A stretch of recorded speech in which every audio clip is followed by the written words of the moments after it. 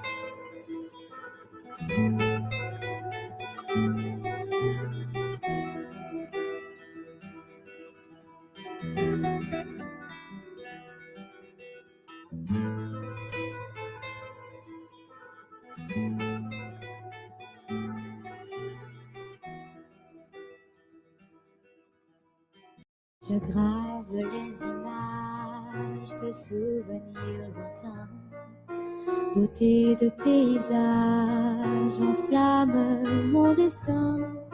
Les airs d'autrefois déclinaient les saisons, aux innombrables voix ont écrit ma chanson.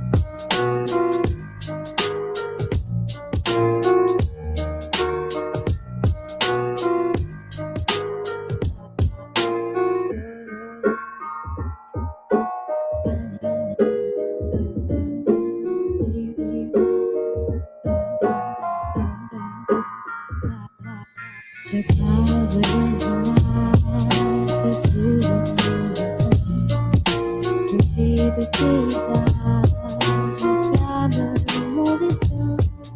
Les airs d'autrefois déclinaient les saisons, aux innombrables voix ont écrit ma chanson.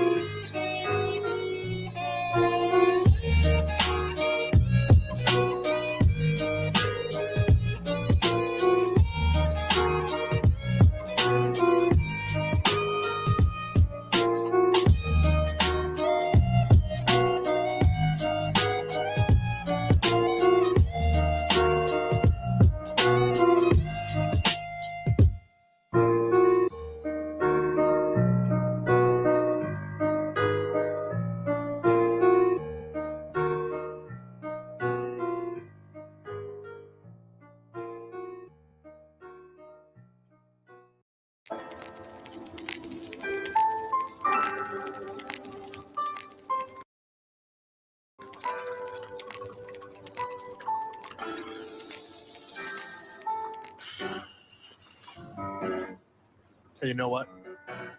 Let me hit that. Really? I can handle it. I am certain that you cannot. Oh, come on. I smoked a ton of weed in the 90s. Testing. Right, the 90s. Guys, are we back? Put a 1 in the chat if we're back. I'm feeling like we're back.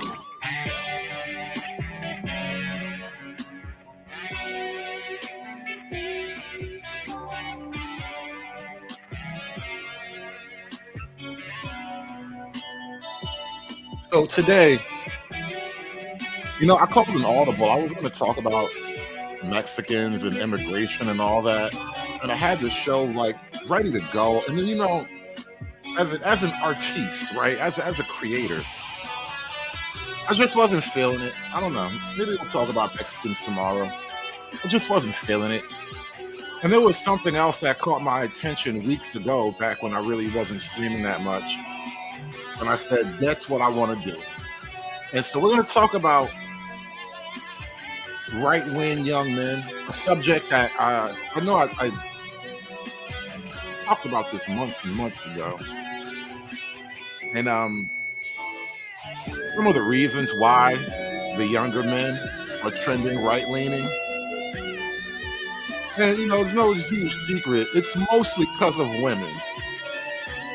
Now, it's not as direct as it sounds like I'm a right-wing incel because girls didn't have sex with me. There is that, but it's a lot deeper than just that. But a lot of it's directly related to women, because as young men have gone increasingly deeper into the right wing, young women have gone increasingly deeper into the left wing. And the young women were going left wing for like 100 years now. The young men have only in the last generation or so recently made a noticeable right wing turn. And you can't even say generation, like in the last 20 years maybe, you can see a huge right wing shift. And then we're gonna spend a lot of time responding to a piece James Lindsay put out, warning America's young men about the dangers of joining the woke right. Yes. James Lindsay, the atheist who goes to look at chicks with his lesbian daughter. He has advice for young men on how to win. Yeah, I know.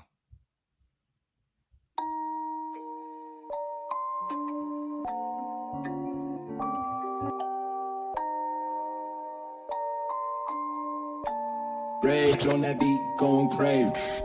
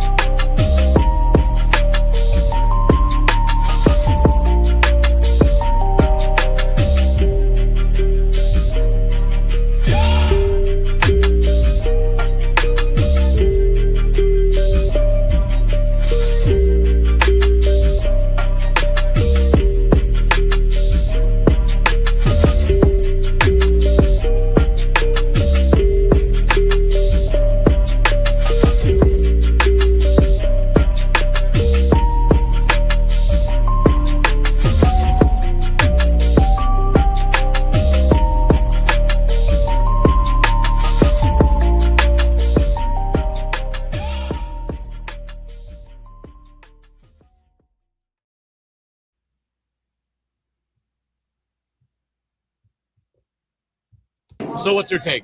My take is having a dating roster isn't being a hoe, it's community building. That is a take. That's a spicy take. It is a spicy take. I can agree or disagree. I'm not sure yet. I just feel like if I can have a network of friends and that's community, why can't my network of lovers be community also? Oh, this is a pro-polyamory take.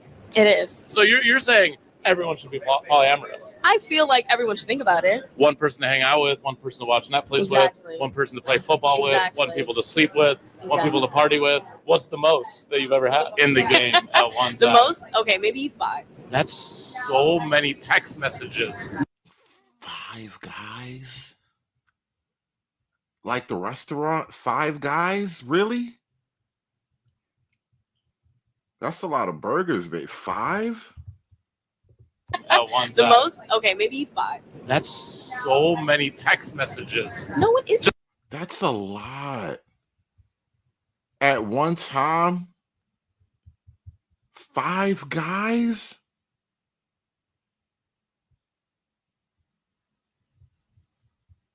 Five guys?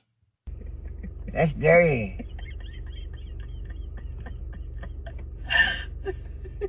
Sleeping around like a slut. Just Really? texting all day. No. You gotta answer, hey, what are you doing tonight? 5 times. No, I don't. Because you could have a day allocated to you. Okay. I feel like that's good time management. If I were a man and I said I have a day allocated to each one of my women, I'm pretty sure you would not agree. My thing is I show up in a great mood, happy with all of them. Who's your favorite person on your current roster? Look, I think in theory what you're saying sounds amazing, I just think logistically it's a nightmare. We could have a team. You see, and this is a classic example of young, attractive, prime of her life girl and her beta cuck friend. Her beta cuck friend most likely doesn't have 5 girls in rotation that he can just, pick up and put down at will, right? Because otherwise he'd probably not be here wasting time with this attractive young lady who's not giving him no ass. Like, that's just a dead deal. And this is the modern dating relationship dynamic, really. This is the dynamic that young men are walking into. She has her pick of the litter, and most guys are relatively in his position. I'm not going to say most guys are the beta cuck. He's in a special beta orbiter role right now. It's a very unique role that we've carved out and kind of discussed at length in these manosphere red pill kind of spaces. But he is definitely a beta orbiter. And what she's doing right now is sort of giving life to the concept of the 80-20 rule. 5 guys chasing 1 girl. Not agree. My thing is, I show up in a great mood, happy with all of them. Who's your favorite person on your current roster? Look, I think in theory what you're saying sounds amazing. I just think logistically it's a nightmare. We could have a team meeting. Now that is something I'd be have interested a film in. day. That is something I'd be interested in. Okay. Community building. All right, let's build a community. building. Let's build a community of lovers. Add me on LinkedIn for lovers. And she calls it a community. And she calls it a community. We've started pronouncing it communita because we don't want to talk like hoes. So, this is the communita that we have. And so the question is, why would young men recoil from such things? We're gonna take a little dip into the black realm today. And shout out to Mr. Fantastic. He just put this video up on Twitter right before I went live.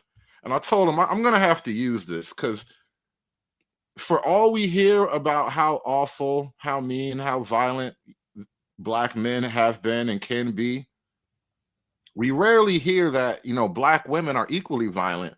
Black women in some years have outpaced black men in domestic violence homicides.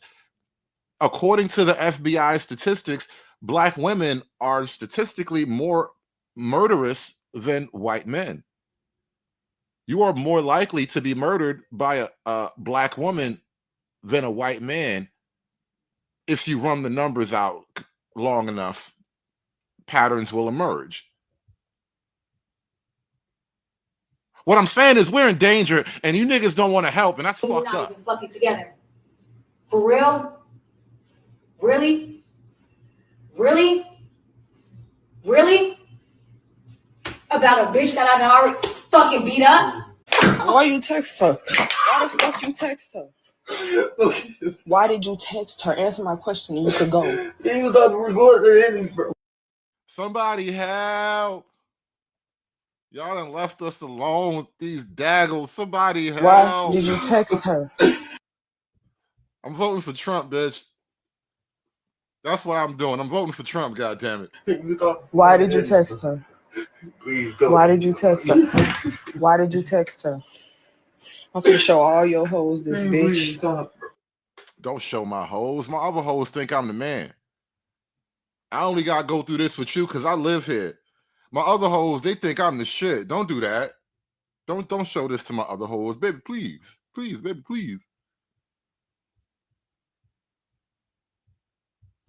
Show that look. This what happened. Look like real tears, too.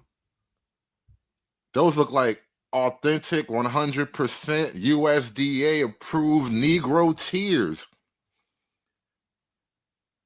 Nigga ain't cried like that since like 200 years ago in southern Georgia. That was the last time you seen a nigga cry like that for real. Damn, those are some real tears. Those are like ancestral tears and shit. Damn, son. Niggas looking bad out here in these streets, man. And then they tell me that I'm a monster because I just make the kind of decisions that I make. I say the kinds of things I say. They tell me I'm a monster. You don't know. I fight monsters. That's what you don't understand about me. I'm not a monster. I fight monsters. All right. I'll show you where the monsters are. I know where the wild things are. I read that book as a kid and I've known my whole life. I know where the wild things are. They call me a fucking monster. You believe this shit? You show all your hoes this bitch. Show her look. This what happens when you cheat on your girl.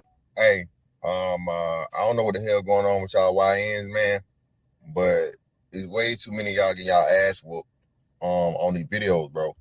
Yo, young niggas today ain't like young niggas when I was a young nigga, because I wish a bitch would. Jesus Christ. Jesus Christ. See, man, they done took all the fight out of the young niggas. Now all they do is shoot each other. You can't even smack your bitch and shut her up, but she'll shoot the shit out of a nigga if he step on your fucking Pumas.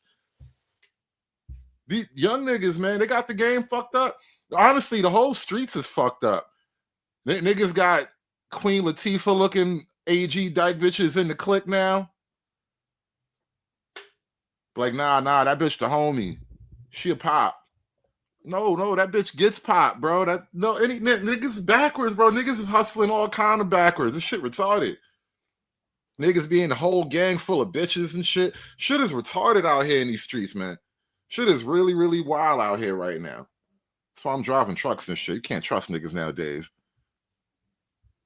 Niggas got it all wrong nowadays, bro. Shout out to Mr. Fantastic for that video. We're gonna be real, and this is the realest shit that no one will ever fucking admit. Y'all want to know who's responsible for red pilling the youth? It's Nick Fuentes, Andrew Tate, and fucking Sneeko. That's what they won't fucking tell you. The people that are really responsible for red pilling the fucking youth and making them be conservative are Andrew Tate, Nick Fuentes, and Sneeko. Those are the three guys that fucking brought the youth to the right. It's not Charlie Kirk. It's not Ben Shapiro. It's not Daily Wire. It's not Steven Crowder. It's not Dan Bongino. It's none of these guys. Yeah, the young right-wing movement is going to be way further right-wing than anything we've seen in a long time. It's going to be scary because it's getting scary. People are afraid right now. They're trying to ban people's channels and shut people down. They're afraid of what the young right-wing has to say. It's not Benny Johnson, not even me. Not even me. Those three are the ones that brought people to the right wing. Those three. Maybe myself to a lesser degree. You can also add Aiden Ross in there because Aiden Ross platformed Nick Fuentes and Andrew Tate and exposed them to an enormous amount of the youth. Especially when he did those streams with Andrew Tate before he got banned everywhere.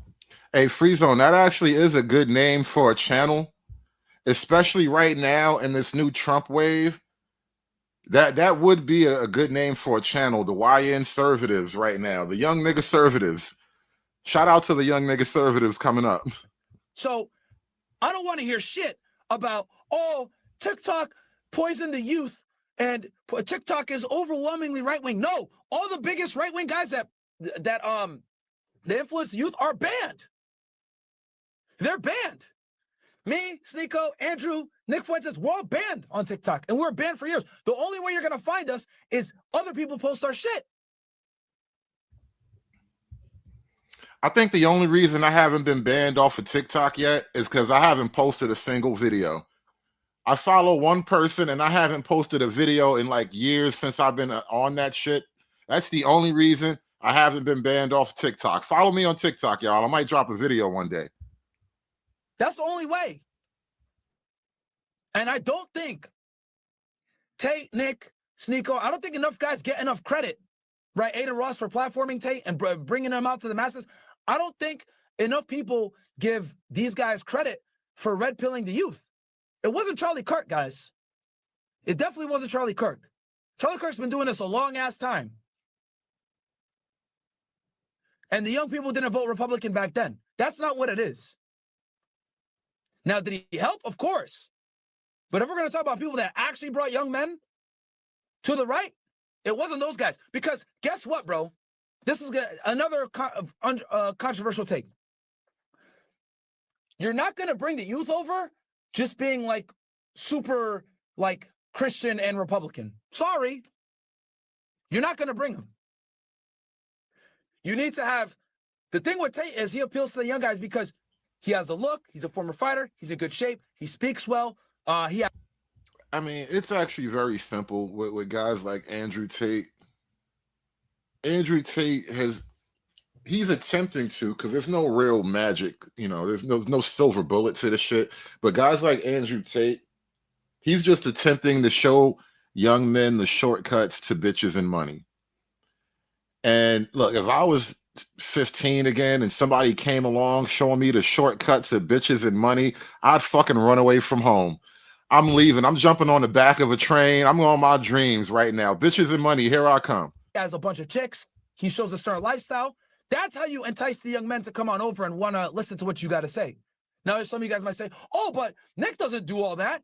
He's super Christian. He has like a based young audience. Yeah, but that's because Nick is willing to talk about controversial topics other people don't. So he has that edge factor, right? So the thing with guys like Charlie Kirk and Bongino and all these other guys is they're safe. They're safe. They're clean. They're safe. They're Christian. They don't have super controversial takes. But Andrew Tate and Nick do.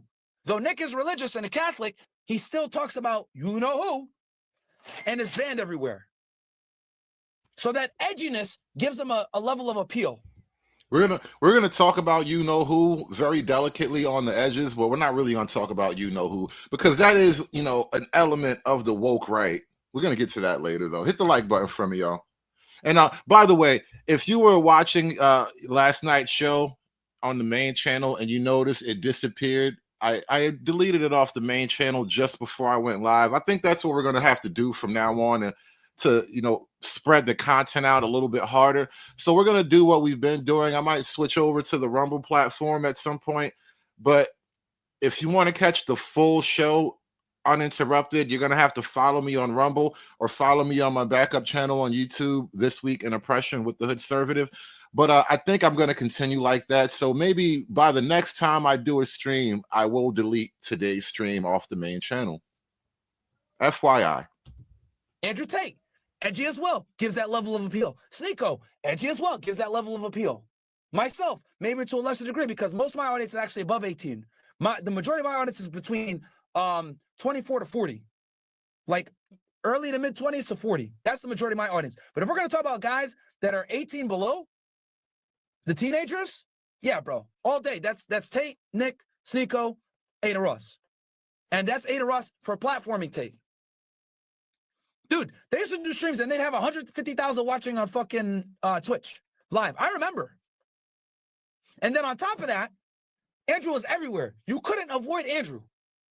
He was all over TikTok. He was the most Googled man on earth in 2022. Facts. Andrew Tate really is, as far as like capturing like that youth, you know, what is the next generation? It's like Gen Z, Gen Alpha, whatever. Andrew Tate's really been on the forefront of that just because, you know, the spectacle of it all. You know, you got this millionaire guy with the cars and the girls, and then he goes to jail. So now he's like a real gangster. He allegedly has ties to the Romanian underworld. That's how he could go to jail and come home with no problems. Like, he built up aura. You know, he built up aura. And this word aura is going around a lot lately in you know, the internet terms. And I don't think there's anybody on the left wing who really has aura. At best, people on the left wing have titties, the men and the women. You have a lot of tits, but you don't have aura. And tits by themselves don't really have aura because they're just tits. You know, girls can have aura too, but it's not just tits. You know, you got to have more. And that's really all the left wing really has at this point. It's all tits and no aura. It's really ugly when you think about it. That's what red pilled the youth, guys. They had to ban him everywhere because his influence was too strong. He had kids running around saying, what color is your Bugatti? Between the TikTok takeover and being on Ada Ross's streams, huge. Then, Sneeko, also huge. A lot of young people watch him. And then Nick Fuentes got unbanned on Twitter, fucking skyrocketed because he had been suppressed for so long.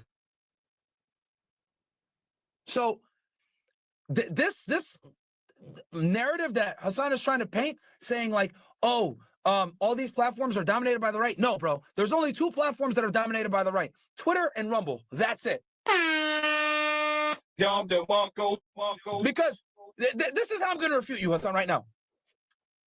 If YouTube, TikTok, Instagram, Facebook, etc. was dominated by the right like you claim, there would be no need for Rumble or X. One more time. If YouTube, Facebook, Meta, Instagram, TikTok, etc., if all these normie platforms were dominated by the right like you say, there would be no fucking need for Rumble or X under Elon Musk. That's the fucking truth.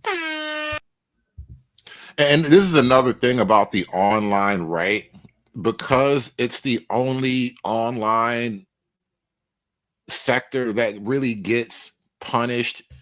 It gets, demonetized. We get banned for saying spicy things. You might lose your freaking Cash App, Support the show. Follow me over on Rumble. You can donate to the show directly with a Rumble chat, or you can catch me on Venmo at The Hood Conservative, because that's what happens when you're on the right wing. But having to suffer that, it creates it creates aura. It creates authenticity. It creates street cred. You just don't have that on the left wing. It's just titties, all titties and no aura. Say, there would be no fucking need for Rumble or X under Elon Musk. That's the fucking truth. The fact that Rumble and Twitter exist in the first place proved my point.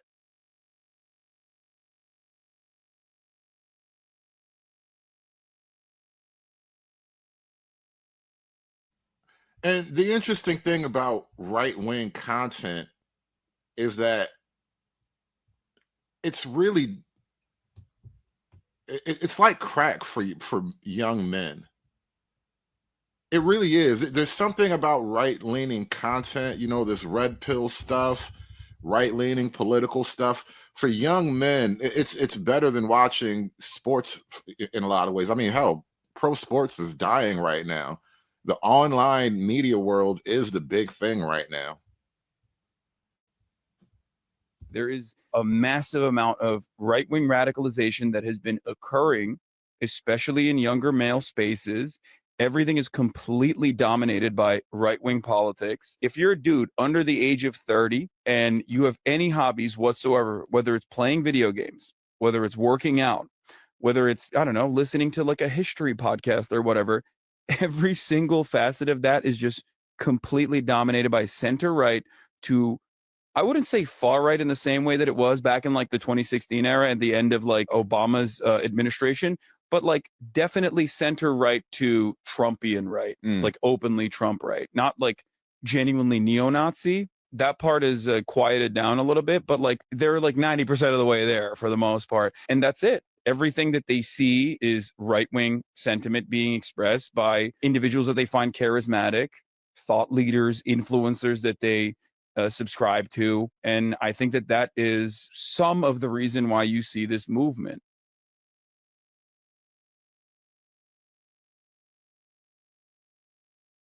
You guys remember right before the election, they tried to trot Hassan Piker out there as like the left-wing alternative to right-wing masculine content.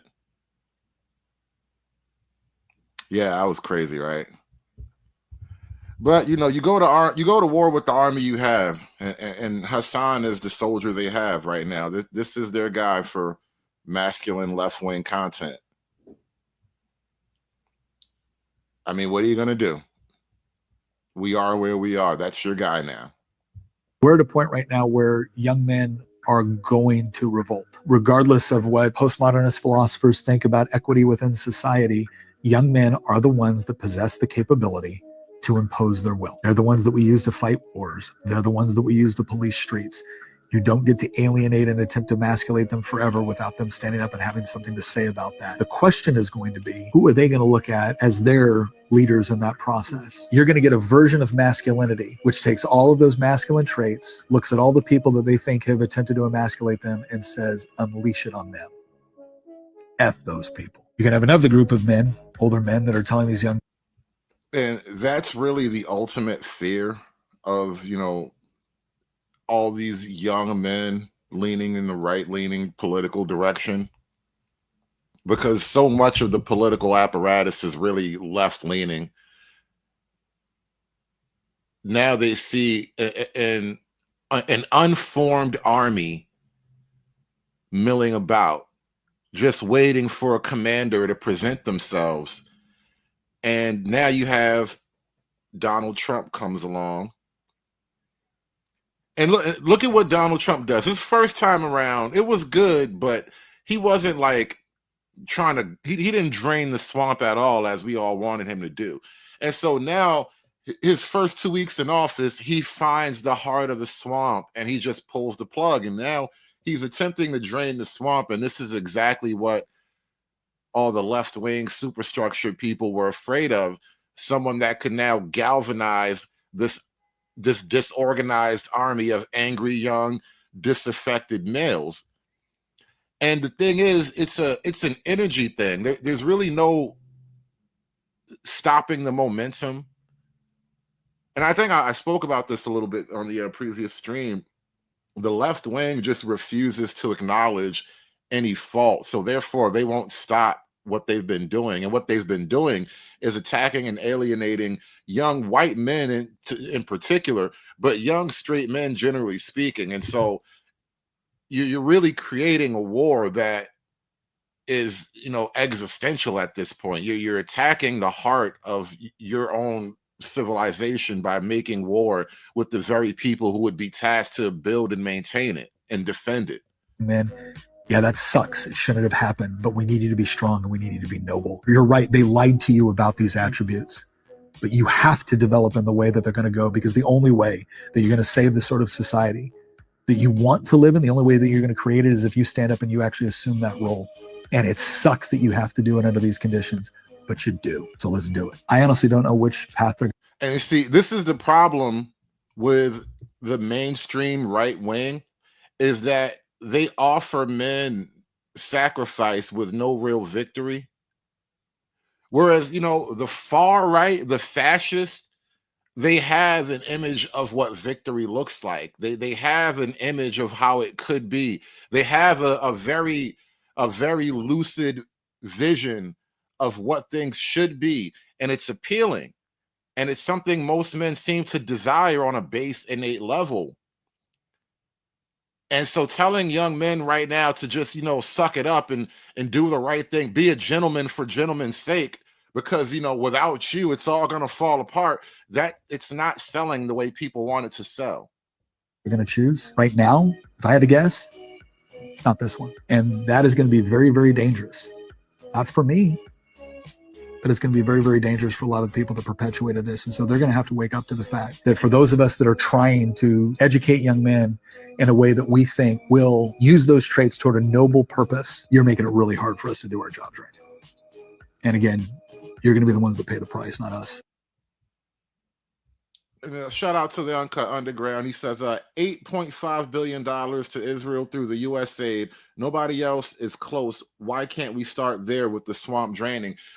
We're going to get to the woke right issue a little bit later, but this is also a part of the young male rightward leaning thing, because a lot of people really, but when it comes to the right-leaning young men, for reasons of ethnicity, religiosity, or nationality, a lot of young people are just uncomfortable with America's relationship to Israel.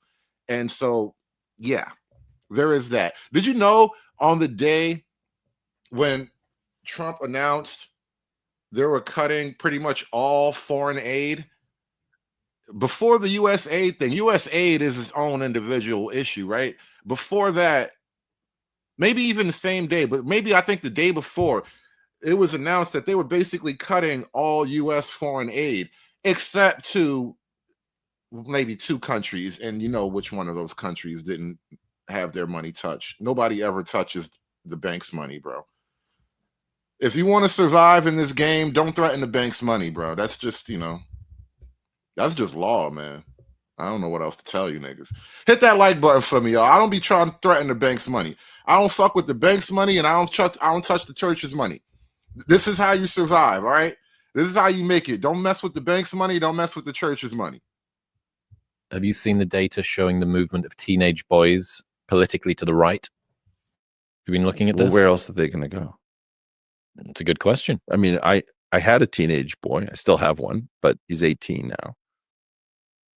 And I watched them be pushed farther and farther right by their schools. You suck. All of your instincts are bad. These girls are amazing. Look at you. Another thing we kind of learn, another thing you will learn as Trump removes federal funding from so many different areas of activity, a lot of government money was spent telling young men this exact thing. Now, don't get it twisted. Schools are generally funded at a local level, but they also accept federal tax dollars, and those federal tax dollars tend to come with a string. And the string is often gay, and it hates straight white men, and it hates straight men, generally speaking. And so your federal dollars have been paying for your young boys to hear these lessons. Have you seen the data showing the movement of teenage boys politically to the right? Have you been looking at this? Well, where else are they going to go? It's a good question. I mean, I had a teenage boy. I still have one, but he's 18 now. And I watched them be pushed farther and farther right by their schools. You suck. All of your instincts are bad. These girls are amazing. Look at you. You're pathetic. Be less masculine and more attractive. You're just barking at them constantly. They're not moving right. They're moving out of your stupid way. You've given them what? Nothing. Nothing. One of my son's friends died recently by his own hand. And I don't know what kind of pressures he was put under. But I watched those kids go through this pressure cooker.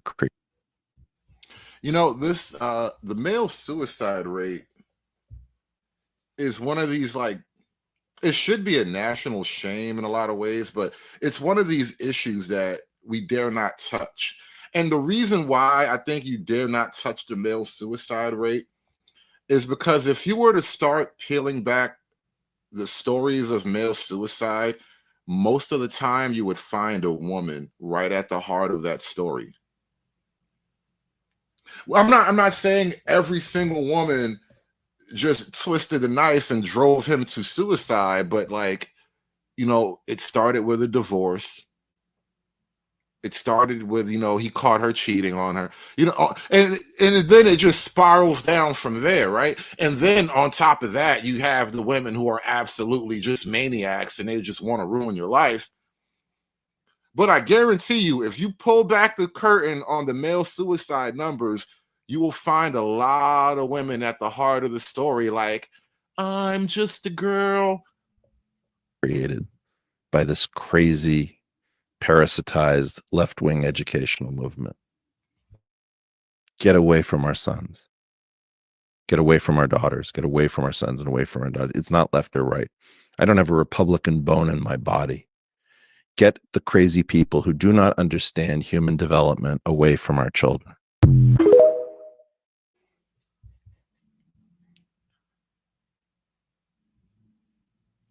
One of the things that's happened over the years in the educational system is, in order to promote and to fully develop the female students, we've basically totally altered how we actually educate the kids. Like recess is one of those things that has effectively disappeared from public school life. And just the nature of how the teachers interact with the students. You know, there's mostly female teachers. There are hardly any male teachers at all in the whole system. If there is a male teacher, he's most likely gay. I noticed that when I started taking my kids to school. Like, there's a handful of straight men in this building, and half of those guys pushing a broom. Just saying. It's not a male space like that. Not a lot of hope. You know how they talk about, you know, kids need examples and shit. Not a lot of hope for the boys here. The younger generation is so misogynistic that I'm concerned that once they become old enough to be politicians, we're actually going to lose more rights as women than this very old, misogynistic, conservative generation. The younger generation seems to be just straight misogynistic, hateful towards women. Even more than the 1950s. At least they liked women in the 1950s. Yes. At least their whole life was like how much they like women. Like being obsessed with their secretary or something like that. Exactly. But now it's just like, she's got 4 bodies. They're angry at girls being attractive. They're angry at girls having any kind of intimacy with another guy. This is exactly the type of lawmakers that are going to take every single right away from a woman. They're concerned with how they're showing. That is another legitimate fear. Y'all hit the like button, everybody. This is one of the clips I've been holding on to for a couple of weeks now, because I've never really had an opportunity to comment on it properly. But this is a legitimate fear. What happens when the 18-year-old Manosphere Red Pill podcast bro, who actually has, you know, a healthy work ethic and a clean public record and all that, he decides to go run for office somewhere? And as soon as he gets elected, you know what he wants to do? I'm taking bitches' rights away. God damn, this is what they're afraid of. And it's a legit possibility. I'm not saying he's going to take women's rights away immediately, but it becomes like a growing issue. It's like a lot of young men are seriously contemplating, like, if I got to do all the shooting and the dying, why is she voting on it? Nobody expects her to do any real shooting and dying here. I got to do all the hard work here, but she gets a vote. I don't know if I like this. I don't think I want to be doing all the shooting and the dying and the driving and the dallying about and everything just because, you know, she voted on it. I don't know if that's the deal that works for me. And so, you know, a lot of young men are looking at it like the math just isn't mathing. Like women. Like being obsessed with their secretary or something like that. Exactly. But now it's just like, she's got 4 bodies. They're angry at girls being attractive. They're angry at girls having any kind of intimacy with another guy. This is exactly the type of lawmakers that are going to take every single right away from a woman. They're concerned with how they're showing themselves on the internet. Don't tell me that all of a sudden these guys aren't going to decide that they're power hungry. These guys that are so livid, if they have... You know, this is another problem of modern times. You know, we're all cursed with modernity, but this is something that, from a psychological perspective, we seem to be unable to shake this reality. You know, the Madonna complex. It's very difficult for young men to respect women who are sexually liberated. It's very difficult for young men to see any real long-term social value in the sexually liberated modern woman. Because our entire concept of value in a woman was carved from a world that was radically different from this one. And so now it's like, you know, the traditional man versus the modern woman problem. Like men are forced into a traditional role that never changes, but women get to be modern. And it's really difficult for young men to accept that and just go for it. And then, you know, you start to get into the brutal realities of it, like the 80-20 stuff and the divorce rate and family court and all that stuff. Then it really starts to look shaky. On the internet. Don't tell me that all of a sudden these guys aren't going to decide that they're power hungry. These guys that are so livid, if they had the opportunity to hold power over women and what they do, they're going to take it. And it's scary. This type of talk, it's dangerous. I really don't need one of these guys to be president.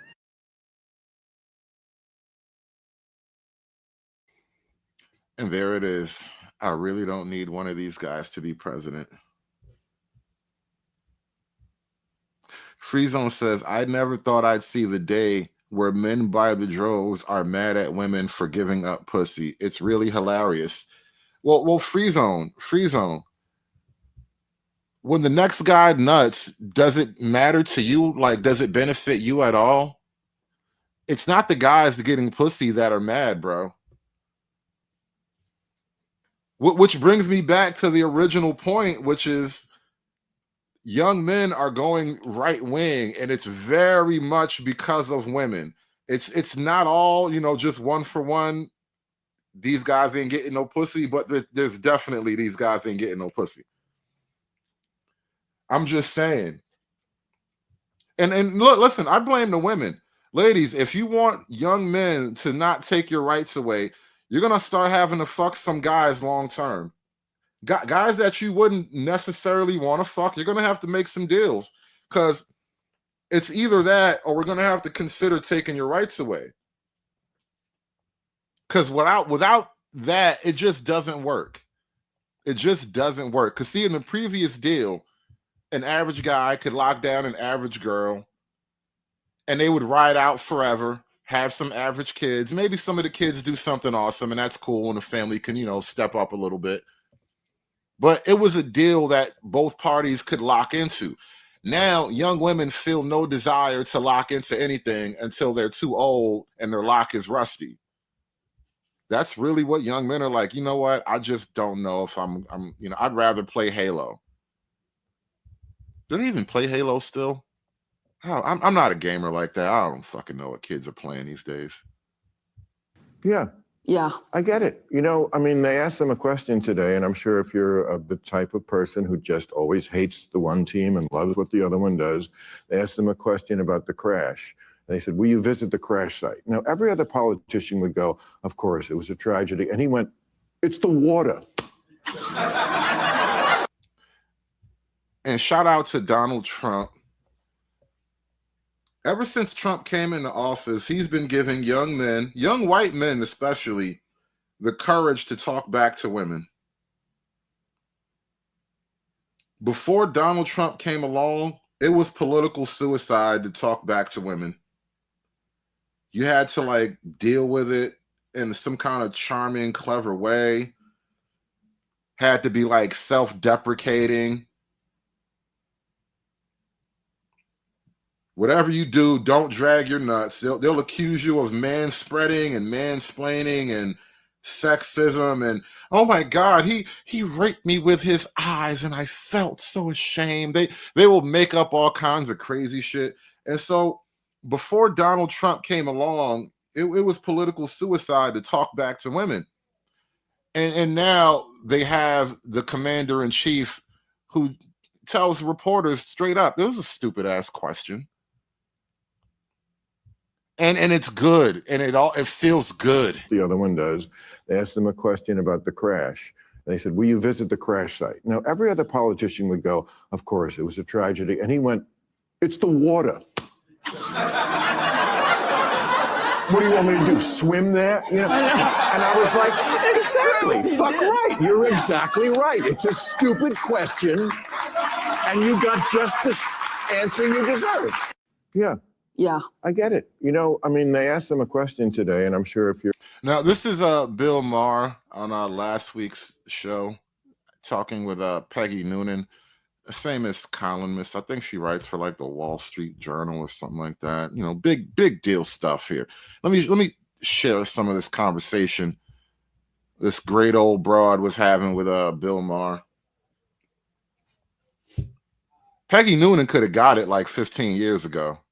I wrote about becoming a gentleman, how important it is to be a gentleman, in part because I think so many young men in America, teenage boys, 12-year-olds, they don't have anyone modeling that for them.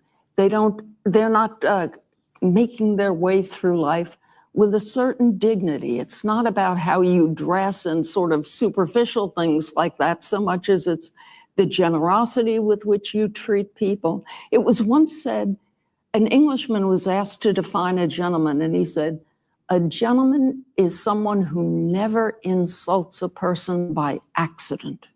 A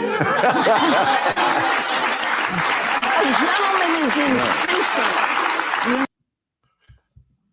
And see, again, we keep being stuck in this time freeze, this frozen moment of gentlemen of days gone past, where you have to live by late 1800s Victorian era romance novel rules of gentlemanly behavior, but we have to do that in the midst of modern girls. Imagine being a gentleman to Madonna.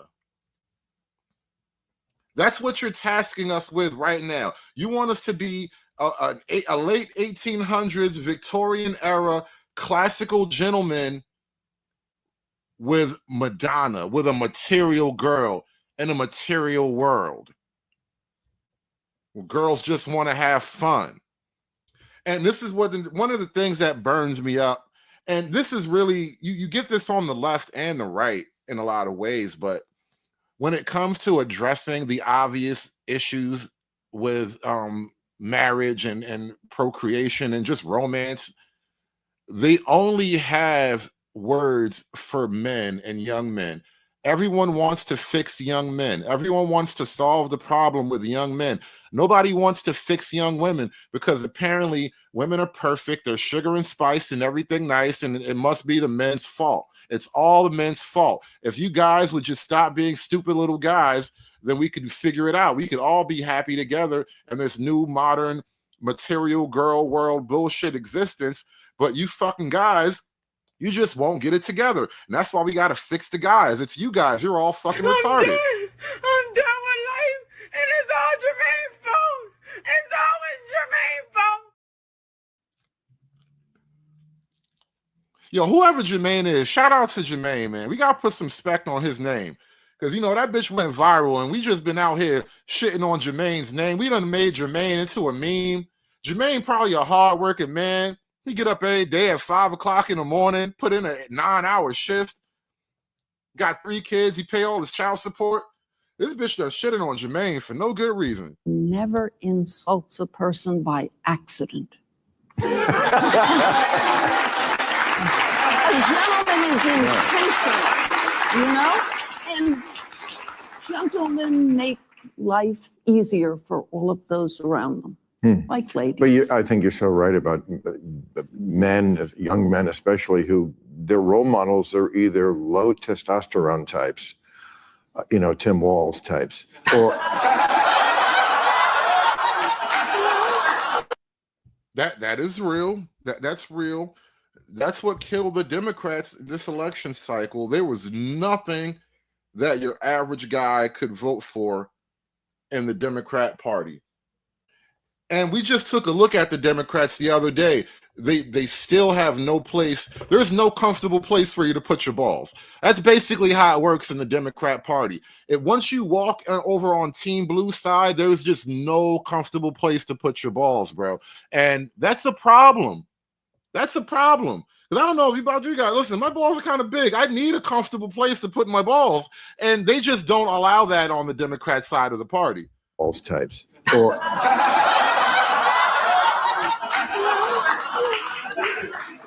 Or these Neanderthals that Trump surrounds himself with, these macho guys, the Andrew Tate types. I don't feel like there's a lot in the middle.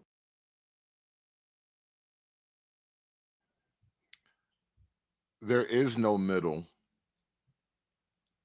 The middle is full of gays and transgenders, bro. There is no middle.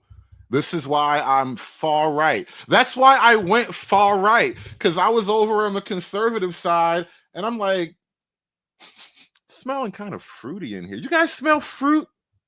I swear to God, it's like pineapples and passion fruits and shit in here. I swear to God, it started to smell a little bit fruity on the conservative side. And then they did that whole prayer to the, the monkey god thing. And then, the Wayne Grow. They were praying to Wayne Grow at the RNC convention. No. Either we not praying about nothing or we praying to Jesus. Those are your only two options. Nobody prays about nothing, or everybody's praying with Jesus. That's it. I cannot accept any other kind of establishment. I don't want to live in that other universe where you can do all the other cool things. I know. I'm just not there yet. I'm not ready to pray to Wayne Grow and then vote for my leader. No. Why this motherfucker not praying for Jesus? Like, hold on. Listen, I don't know why. They really needed a drunk uncle nigga at the RNC to disrupt the whole event. Just bust down in the middle of the show with a bottle of vodka in one hand and the Constitution in the other. Why in the hell is this bitch not praying to Jesus? Like that would have made it so much better. Because really, I don't understand what that was about. I know what it was about. I do know what it was about. We have new people here, and I just don't care for it. Because new people means, apparently it means monkey gods and prayers to Wayne Grow. And I'm very uncomfortable with all these things. I am. Call me what you want, but I'm very uncomfortable with monkey god statues and prayers to Wayne Grow. I don't know Wayne Grow. I don't think I want to know him. He'd be all right without me. Let me ask you about feminism, because that's the other side of that coin. And there's just a giant chasm between generations on this. I think people of our generation, we saw feminism as women, I am woman, I am strong. Yeah. We're not always a victim. Yeah. And now, I mean, Me Too is, of course, a necessary corrective and a great thing that happened. But I've read many stories of, someone who's accused and sometimes has to go away, a man. And the story I'm reading, and it's like, where's the part where he blocked the door? He was mean to me. Leave. What happened to go? Yeah, Walk out the door. Yeah. Don't turn around now. You're not welcome anymore.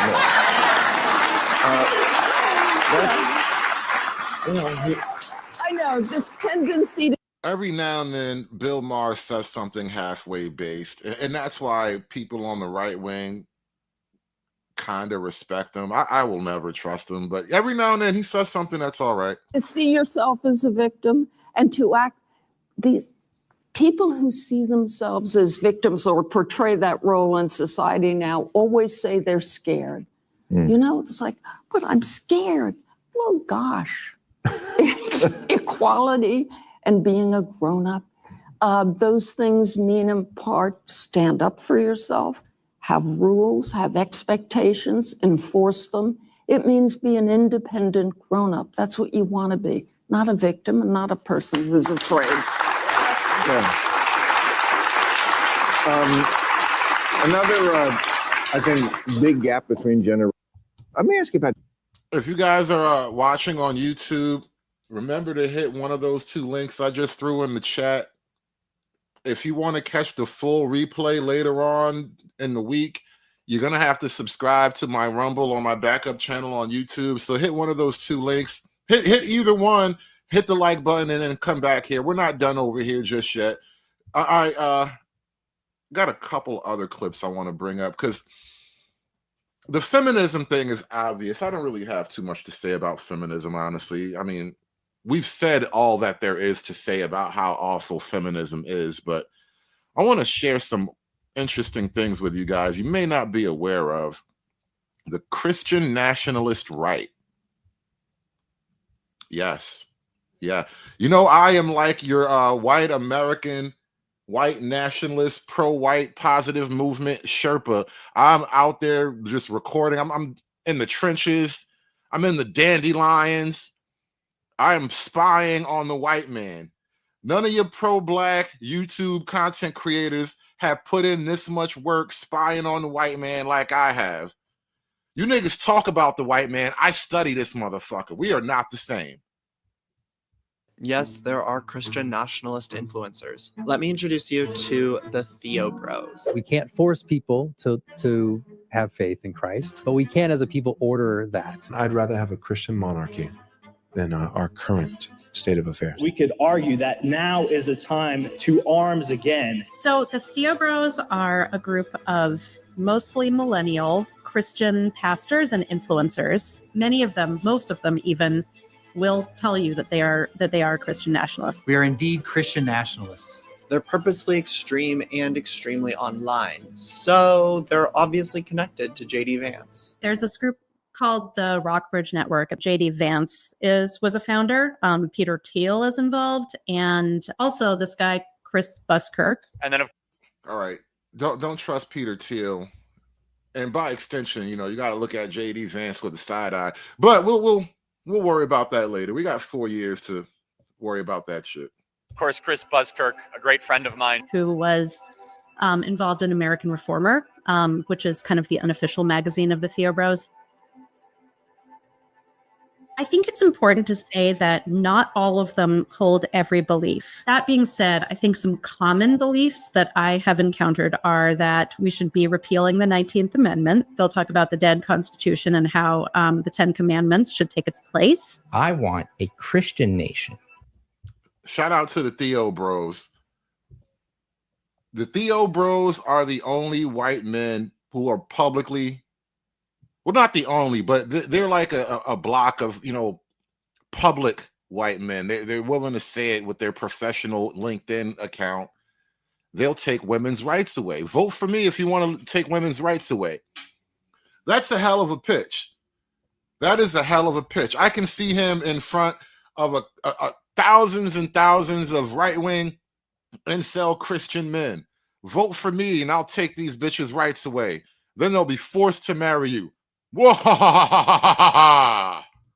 More than a republic. I think all 10 commandments should be legislated and enforced. Some of them talk about prison reform, and by prison reform, they mean public flogging instead of prison. Some of them talk about executing heretics. Involved in that is also execution of gay people. But it's not just online. They're doing conferences, writing books, doing events. One of the things that's been interesting lately is that some of their events have started to overlap with some events of more kind of mainstream politicians. And I think probably the most prominent example was the National Conservatism Conference, where you had Doug Wilson speaking at this conference. And of course, coming to the high treachery, you were all no doubt anticipating I would address, make all our teens woke by means of chemtrails. And you had J.D. Vance speaking there. Chemtrails make your kids woke? All right, I'm gonna write that down for later. I'm gonna study that while I'm up late surfing YouTube. Chemtrails make your kids gay? America is a nation. It is a group of people with a common history and a common future. Now, if Theo Bros are kind of the millennial posters of the Christian nationalist movement, Doug Wilson is sort of like the boomer who passed the torch. He has sort of built his own little Christian fiefdom in Moscow, Idaho. He has this church. He has, helped to start. Not a whole town full of white Christians. Hey, Luther, get the guns. There's a whole town of white Christians. Get it again. Okay, I'm gonna say it again. I come in the name of Jesus. Repeat it after me, bitch. I come in the name of Jesus by the power of the Holy Spirit. Start a school, like a K through 12 school there. He has a college there, New St. Andrews College, that he's helped to found as well. Now, it's this community in Idaho that he's built that Theo Bros see as sort of a blueprint for what a Christian America could and should look like. Creating a legal framework in which people could create intentional communities where they could build something new would be a good idea to allow people to experiment. All right, I'm going to use my white people decoder because this is what I do. This is why I'm here for you guys, so I can decode common white speak to the average non-white. When white people say an intentional community, they mean almost no niggas.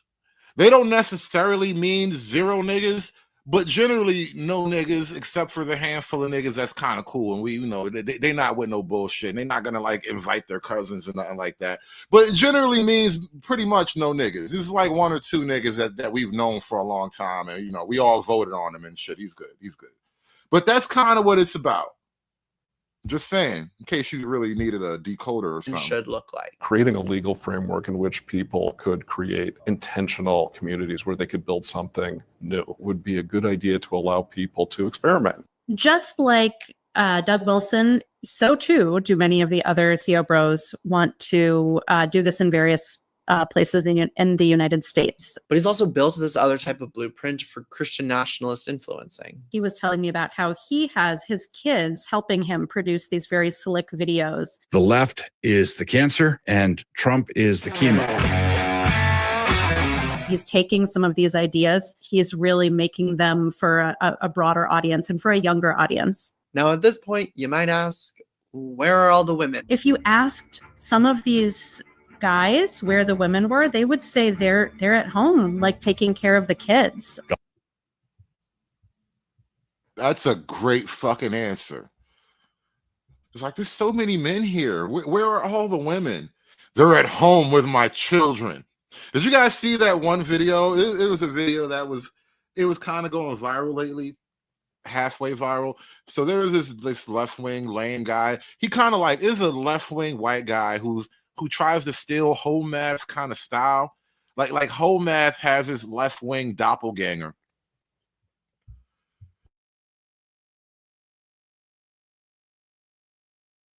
Excuse me. So the guy, the whole math doppelganger guy, he goes up to like this right-wing protest.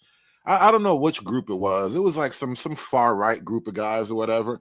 And he asked the guys like, so are you guys at incels? Like where are your women at? And he's like, dude, I have a wife. It's like, I don't know what you mean. I have a wife, sir. I'm not out here begging chicks. I don't care if these girls don't like me. I have a wife. It's like, yeah, that is the answer right there. Guys where the women were, they would say they're at home, like taking care of the kids. Godly women want to feed their men. Godly women are designed to make the sandwiches. When women were granted the right to vote, we were so muddled. Damn, he said it flat out too. Sandwiches. Godly women love to make sandwiches. Shout out to Doc Thunder. I'm pretty sure he would agree with me on this. I haven't, pinned him down or anything, but I will ask him when the moment arises. Doc Thunder, if you're listening, is it true that godly women love to make sandwiches? We thought we were giving the franchise to women when we were in fact taking it away from families. And just for the record, yeah, I think the 19th Amendment should be repealed. I think that because, well, first and foremost, because I'm a Christian. If we had a Christian nation and women could vote, then within 50 years, we would no longer have a Christian nation. They don't think that women should be in leadership roles. They don't think that. Yo, MAGA Knights is crazy. Like Mennonites, but MAGA. MAGA Knights. Yeah, it's a thing. We're doing it now. We pray in the MAGA Knight church. That women should be out there voicing their opinions. As we already know, Vance holds very particular views on gender. If you bought into an idea that it's liberating to leave an 8-week-old baby to go work 90 hours a week at Goldman Sachs, you've been had. You have women who think that truly the liberationist path is to spend 90 hours a week working in a cubicle at McKinsey instead of starting a family and having children. To me, what it is sort of a value system to replace the fact that they're all fundamentally atheist or agnostic. The people who are most deranged and most psychotic are people who don't have kids. It's clear that they see J.D. Vance as someone who will help further their vision of a country that puts Christianity above all else. I think if these guys saw one of their collaborators in the White House, it would be proof to them that all of the effort that they have made, all of the time and money that has been invested, that it was all paying off. Well, guess what? Guess what? Guess who's in the White House? Guess who's in the White House? I hit a woman for the first time in my life, and I'm having fun. It's going to be hell on earth. These little incel boys are out of control. They got their MAGA hats on. They are ready. Rape culture is back, baby. We are so fucking back. We are back in ways that these hoes can't even imagine. There's so much more to this story, including connections to Project 2025, more about the web of J.D. Vance and Theo Bros that I can't even dream of touching on in a video like this. So go read Kira Butler's full piece at motherjones.com.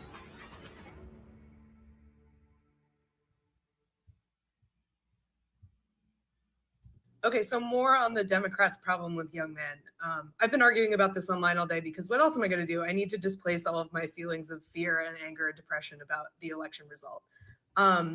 So I think part of the problem, as I said, there's sort of an entertainment problem with like Democrats insisting on being the party of good taste and how that's very alienating, and you can't be a populist party if that's your vibe. But another problem, I think, is that young men feel really disenfranchised right now. And there are two alternative messages for them. The Democrats are saying, shut up, you're not disenfranchised, you're fine, you don't understand how good you have it, stop whining. And the Republicans say, you're right to feel the way you do. And the reason you feel that way is because of minorities and women.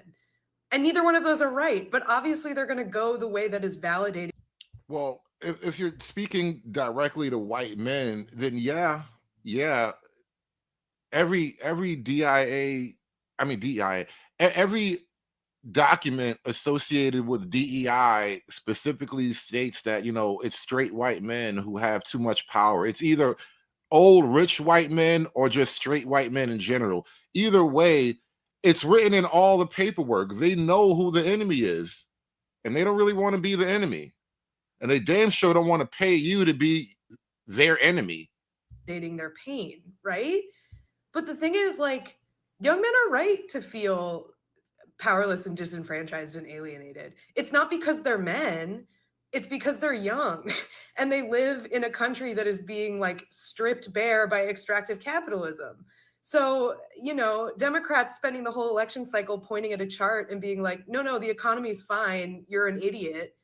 It doesn't help. Like, none of those young people feel like they're ever going to own a house. No one can afford groceries. It's really hard to find a job.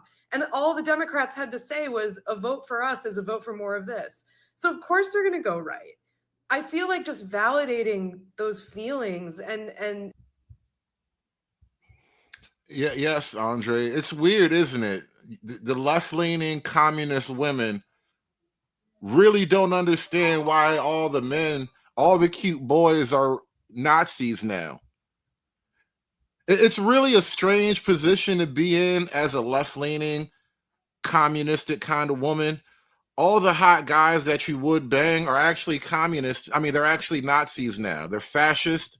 They're hardcore right-wing, but they're fucking cute, right? And so these girls are in a bind. They are in a pickle.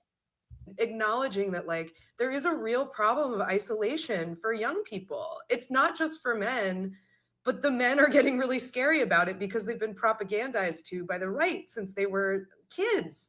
You know, like they're victims of propaganda. I don't have any sympathy for, you know, like fucking the Andrew Tates of the world. Like these guys are turning into really bad guys. And I'm not saying that like women or liberals or anybody else has to tolerate those kinds of toxic beliefs. But you do have to understand that like the way they're feeling is real and it's a problem. And there are alternative explanations for it that aren't women and minorities. Like we have to. Yeah, yes, I have feelings. I am people too, goddammit. Men are people too. This is actually how the right wing can just quietly troll the left wing. Just t-shirt that says men are people too. And we just show up to their little feminist rallies and shit. We don't even want to demand anything. We don't ask for nothing. We don't fight for nothing. We just, you know, I just think I'm a person. I know it's crazy, right? I know. I just had this crazy idea that I was actually a person too. And I wanted to let you know that I'm actually a person too. To be real about what the explanations are, but the Democrats can't do that because they have to take billionaire money. So they can't say extractive capitalism is doing this to you because they're a capitalist party. And so we're fucked. Okay, so more on the Democrats' problem with young men. I've been arguing about this online all day because what Portuguese explorers, there's strong evidence that they were incels, basically sent on purpose missions to kind of young men, typically throughout history, throughout time, have been the group to worry about. So strongly associated with violence that we call it the young male syndrome in our field, that this has always been a huge problem. Now, throughout history, you had kind of cultural or social institutions to deal with your population of incels. So for example, the monastery would be one for sure, give a high status position to kind of channel these extra guys into. You'd create Vikings out of them. The Vikings were likely incels, not the sexy kind of Netflix Vikings that you think from the TV shows. The Portuguese explorers, there's strong evidence that they were incels, basically sent on purpose missions to kind of basically get away from causing trouble around. For modern young men, there is no great adventure. I don't know if young women can relate to this at all, but as a young male, I definitely wanted to do things. I couldn't even describe the things I wanted to do, but I wanted to do things. And you know, the more poetic, romantic expression of that is, you know, the call for adventure, you know. And for you know, the young men in the hood who wind up gang banging and getting in all kind of retardedness, or you know, young white kids who climb mountains and you know they jump out of planes and stuff like that. All of us as men, as little boys, we have this urge to do things. You know, we want to have some kind of adventure. And man, let me not say all of us, but the best of us, we have a sense of adventure. I want to know what it's like to, you know, test myself against nature, against men, you know, against luck. I want to know what it's like to put something on the line, you know. And I don't know that women have that same call, but as I'm becoming, you know, as I'm a grown man and I've lived a little and I've seen a lot, I realize that that is a very real part of the male experience, and to bottle it up is probably a negative for society as a whole. We need an outlet for this thing. For everyone else. I mean, can you define them as incels when sexual violence was a part of that conquest? Right. So that's also a good point, that the motivation of acquiring mates has been a motivating factor for a lot of men to join terrorist groups. Even jihadi violence, it's the promise of brides in this life or the next. And when you talk to anthropologists who, there's one, Napoleon Chagnon, and he did some research with the Yanomamo, who are an extremely violent hunter-gatherer society in Bolivia. And he told them about why people in the West go to war, to spread democracy, free speech, things like this. And they were just falling off their chair laughing. They were like, what? Why would you? And he said, well, why do you go to war? And they were like, only one reason, to get mates. Bitches and money. That's it. That's the only thing worth really killing for, is bitches and money. Or somebody's trying to take your bitches and money. Other than that, I just sit here and play Madden. You know what I mean? I'll watch YouTube. I will make a TikTok video. But unless somebody's fucking with my bitches or money, then you know, life is good. For men, almost all of our, not all, but almost all of our motivation can be boiled down to bitches and money. In some way, shape, or form, you can contextualize most of the male struggle as an effort to gain bitches and money. And as a nation who has determined that the male's quest for bitches and money is inherently wrong, and therefore we will punish men who actually seek to acquire bitches and money. We will shame you for your desire of bitches and money. It's a nation that's basically run by bitches and will run out of money sooner or later. Now, I want to jump to this James Lindsay thing here. This is a pretty long clip, but he had a lot to say, and I wanted to review this. I've been holding on to this for a little while now, and I'm only going to review about 5 or 10 minutes of it, and then we're going to take it down and go to Rumble. Yeah, that's the deal.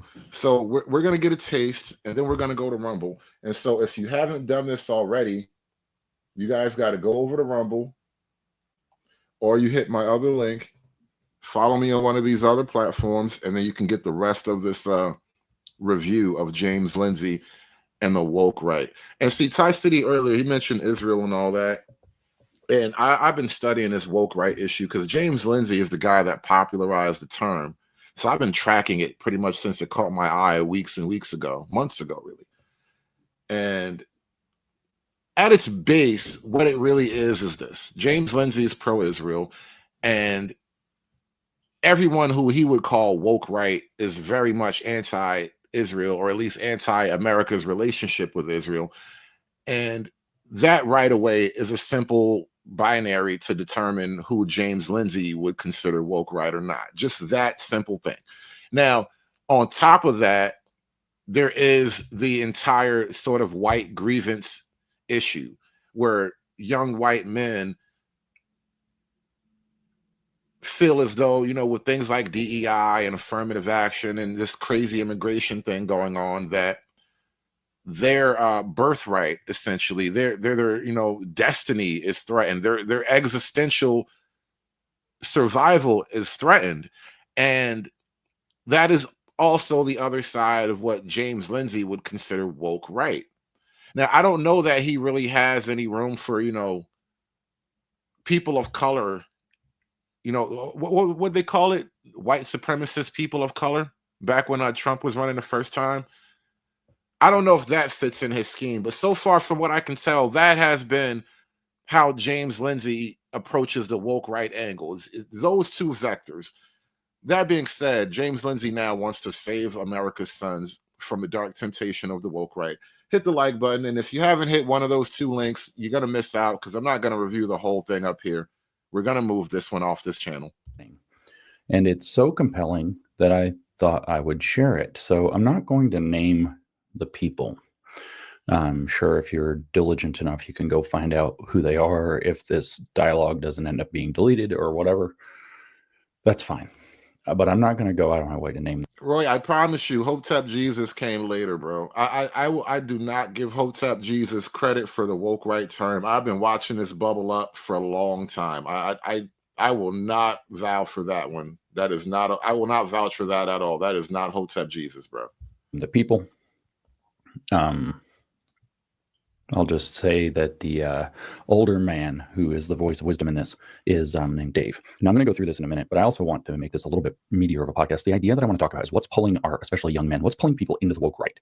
Where am I hearing that the woke right exists? Primarily in men under 25, 15 to 25. You might want to call these people boys or young men or men, whatever you want to call them, depending. We know that they're being sucked into Andrew Tate. How do I know that? Well, I hear it from their mothers all the time. My son got pulled into it. We had to do an intervention. We thought it'd be fine. Turns out he started having major changes in his personality. So we sat down to watch some of it with him. Noticed it takes on absolutely clear cult-like indoctrination patterns and was pulling him away from us. That kind of story. I hear that story a lot. I have heard that story a lot for a couple of years. There's a very virulent pro-patriarchy manosphere kind of gateway into the woke right that's taking place through Andrew Tate and his poisoned message to young boys. I would love to talk to young men, and maybe I'll take the time in this episode to give them a message, and you can pass it along to them if you're not one, about why that's seductive. And I think it's not because they're struggling, as many people insist, but it's because they don't know what they don't know, because they're young men.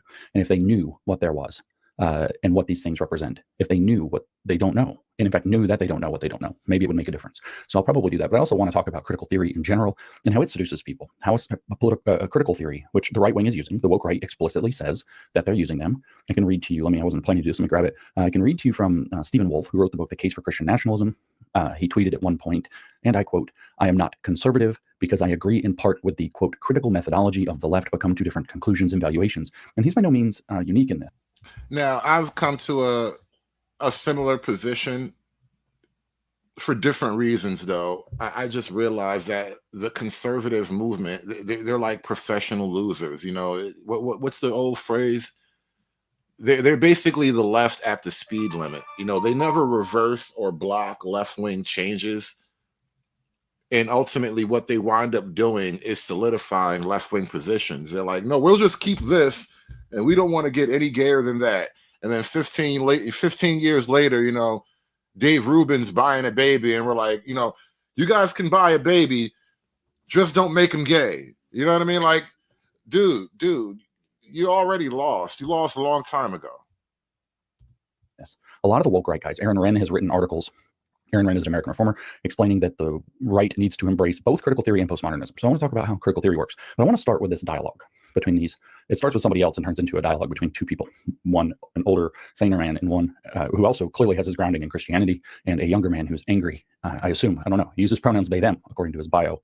So who knows? But it says, it starts with the debate being all about this Panda Express, which I'm referring to as Operation Panda Express, which is that the woke right have glommed onto the idea that telling our young men that they should get into entry-level jobs, and yeah, they're competing against people who are coming in on visas or foreigners or of other races or whatever the hell their issues are, that they should build up their experience through entry-level jobs, and that there are lots of, granted, service sector, not great jobs like at Panda Express that people could be getting and starting to build their way out. Now, I don't know. But isn't it a bit of an insult to tell your native-born population that you have to work your way up into these tech jobs that you went to school for? So you should start out at Panda Express.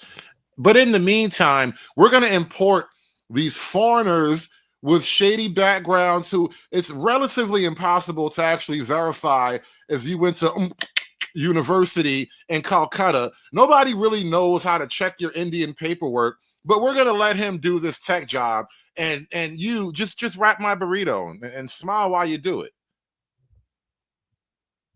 It's crazy, right? I don't know if you know there's a background context here, which is since COVID, talk to anybody who works in like literally anything, any manager. Hotels are particularly bad for whatever reason. They can't find and keep people. Nobody wants to work. Everybody went home for a year and a half and rethought their lives, and nobody wants to work. This is a huge problem. We actually have a huge labor supply problem. Or go read Klaus Schwab in the World Economic Forum. And he explains that the part of their goal is to make it so young people refuse to work under conditions that they don't see as suitable for themselves.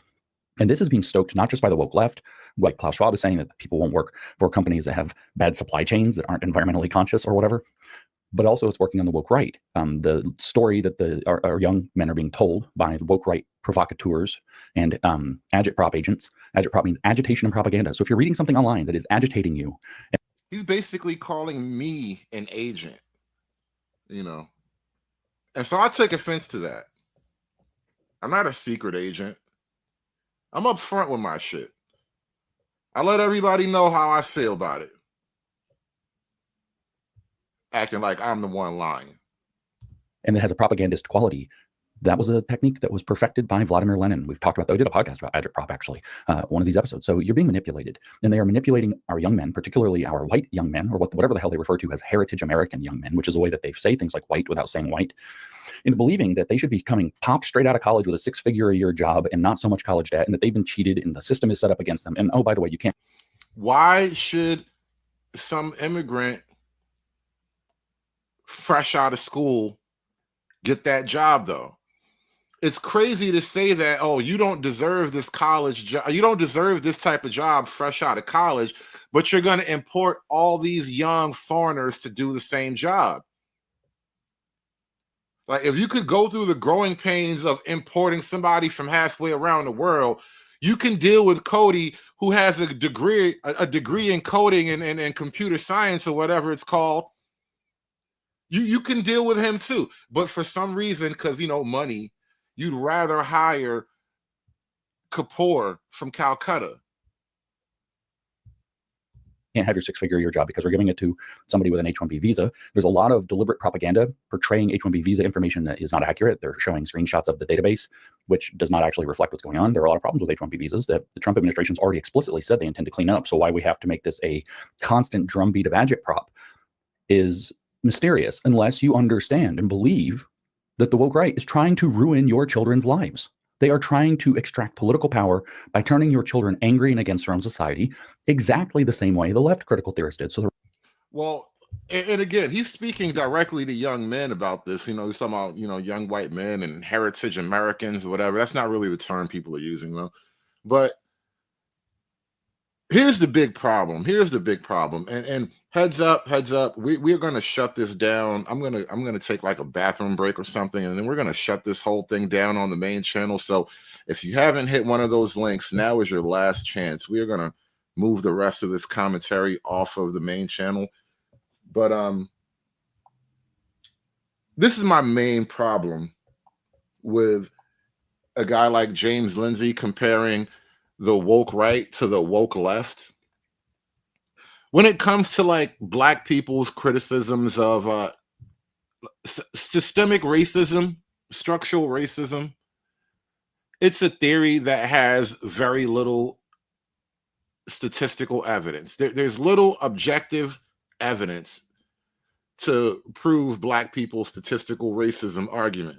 In fact, you could argue that America for the last 75 years has gone to increasingly great lengths to solve Black people's racial complaints and grievances, you know, affirmative action, welfare, feminism. Various different things have been attempted to close the racial wealth gap, as people like to call it. And over time, especially in the last couple of years, it's come to a boiling point where these programs now have a sharp edge to them where they specifically say straight white men are the enemy, and we need to take a job from a straight white man and give it to a person of color or a woman or a gay. And so here's the real problem. When it comes to the woke right versus the woke left, the woke right actually does have a lot more of an argument to make. Donald Trump just made overtures to the white farming population or the white population of South Africa in general, because most people, I don't know if you know about this, there is a thing called the farm murders that happen in South Africa. Most of the farming land in South Africa is owned and worked by the remaining white population. Their white population is shrinking and struggling in South Africa, and the farmland still is being held by a lot of the white people. And it's basically a system of you guys really don't know how to do this. Even if we left you the land in the machines, you would just sell the scrap metal. And so South Africa is kind of flirting with starvation like Zimbabwe did when it used to be Rhodesia, and then they killed and ate a lot of the white people, and now it's Zimbabwe, and then they starved along the way, and so now they're inviting white people back. They just had a white Miss Zimbabwe for like Miss Universe or whatever. That's how far down the timeline Zimbabwe is. They killed their white people, they ate a couple of them, and then they starved like crazy after that. And then they like, you know what? I don't like starving. Let's ask the white man to come back. And so now they make it nice with the white man. And so Trump is like, look, South Africa, don't do like Zimbabwe.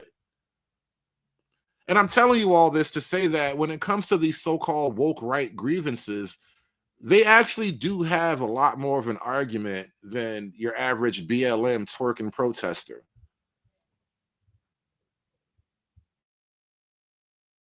The right critical theorists and the left critical theorists have the same goal, and your children, your adolescents in particular, and young men are their target. So the context of this is the idea of Operation Panda Express. The claim is in Operation Panda Express is that the conservative old guard, the people who don't get it, who don't know what time it is, who aren't woke right, are trying to tell people, suck it up, do your best, work hard, get a job, try to compete, build some experience, get out there, make a difference. Whereas the woke right is feeding them a line of entitlement. That's designed to keep you down. That's designed to make you suffer. That's designed to, one of their taglines is, where it used to be learn to code, now it's learn to fry or learn to work the fryer. In other words, you're doomed to a shitty fast food job for the rest of your life because you won't have any options. Of course, what the woke right's not talking about, and again, this is where I was saying young men don't know what they don't know. What the woke right's not talking about is that the point of an entry-level job isn't to do the entry-level job. That needs to be done. But the point in the sense of, the American dream, which is what they're destroying, by the way, for our kids. The point in the terms of the American dream is that you're supposed to go and get experience working in a working environment, working with managers, learning how the scheduling works, learning how the keeping up with your duties works, learning how taking responsibility makes a difference, learning how you can actually take responsibility and possibly climb the ladder, building basic skills at working with people, working in environments that you're not familiar with, picking up new skills to solve problems and deliver in the job capacity, all of which, regardless of whether or not there's a deep fryer in the new place you go, are transferable job skills that make a huge difference.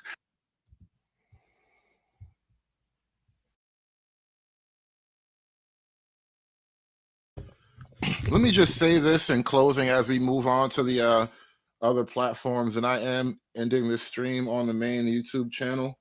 If you want to catch the rest of this commentary, you're going to have to hit this link and follow me over to Rumble, guys. Do me a favor.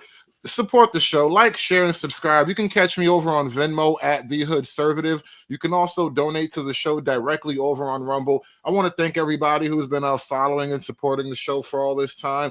We are attempting some new things with the Hood Conservative platform here, so I'm spreading my content out. We're ending this show right now on the YouTube mainstream. I mean, on the YouTube main Hood Conservative channel. And so if you haven't hit either of the links I've been posting in the chat, you guys are gonna miss out. That being said, we are taking a quick break, and I will catch you on the Rumble channel. Thanks for watching. It's done. It's done. It's done. It's done. It's done. It's done.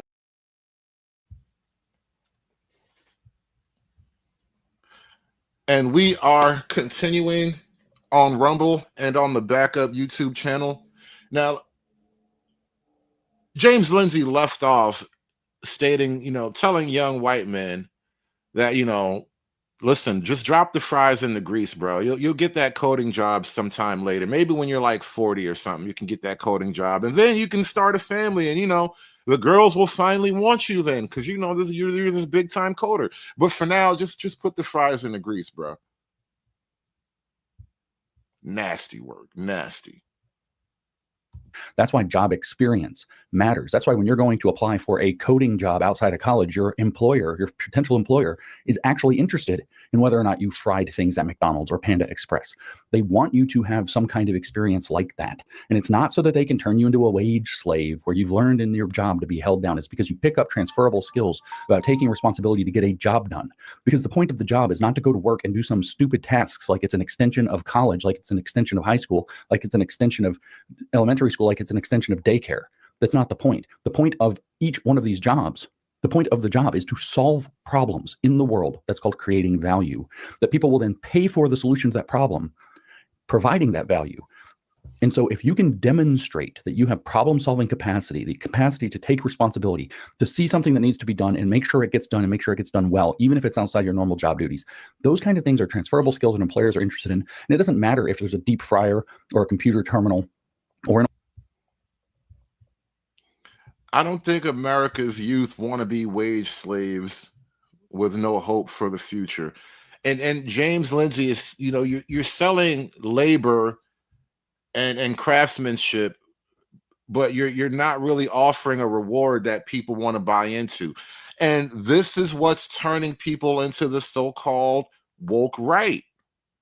Because you can hate them, but at least the far right-wing Christian nationalist fascist, they offer a vision that you want to buy into.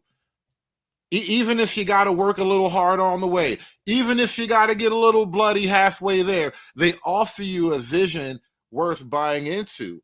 And let me show you James real quick, because I just now noticed this about this image on the screen here. You see this image? This is James Lindsay on the screen here. Youngish white guy. He's probably like 40 something. Big beard. And what's this little? Why do you have your eyebrow pierced, sir? I just don't know that respectable Caucasian men do eyebrow piercing. It's just one of those tells. You know what I mean? I noticed the eyebrow piercing and I was like, you see, I always knew there was something extra wrong with this guy. An oil rig involved. Those are interesting things to potential employers. These are the kinds of skills. They're not soft skills. I almost call them soft skills. They're more important than, but they're not like what you learn in college. These are the kinds of skills that actually build a civilization. What you learn in college doesn't build a damn thing. And in fact, college right now is particularly the case. And that's wrapped into this Operation Panda Express too. One of the lines is that, we're saying that the completely wokeified colleges, one of the lines, for example, Charlie Kirk wrote an entire book about this. So they're trying to undermine Charlie Kirk because that's his line in TPUSA. Why? Is it because they want to undermine TPUSA? No, it's because they want the power that TPUSA has for themselves. These are people who covet power. So they're saying, yeah, so the big conservative influencers are out there telling you to get a job, work hard, blah, blah, blah, start at the bottom, work your way up, bootstraps, all those things. By the way, those are exactly the same narratives that the left and the woke left has told racial minorities and sexual minorities are lies that they're told, I can show you the books. I can go get what I call the book Woke for Dummies and read paragraphs out of that say the same thing. But what they're saying is part of that message is don't go to college. It's woke. It's a waste of time. And so what they're now saying is they don't want heritage Americans to go to college, meaning the conservative movement that they want to gut and replace. They don't want you to understand, young man, that you should be able to go to college, somehow not get wokeified, somehow get a good education and get shot out of the other end with very little debt and a 6-figure job. And the fact that you don't is proof that not only the system's corrupt, but the conservative establishment that's telling you how life actually works is working against your interests and trying to hold you down. And there's a ton of people who are buying into parts of this. This is how critical theories always work. And we're going to talk some about that.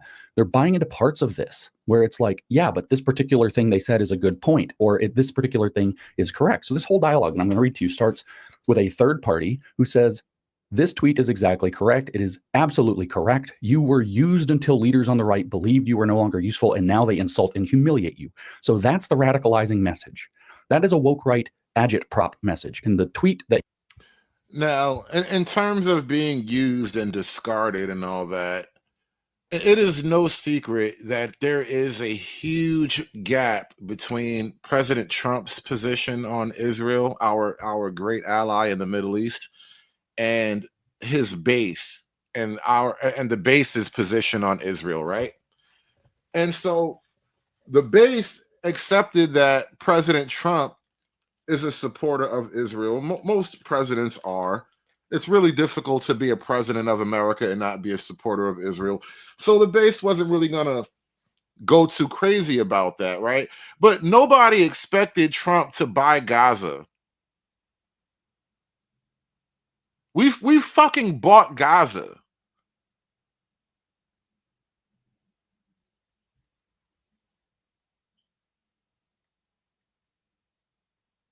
If President Trump had told everybody that we would own Gaza 2 weeks after he was elected, I don't know that he would have won.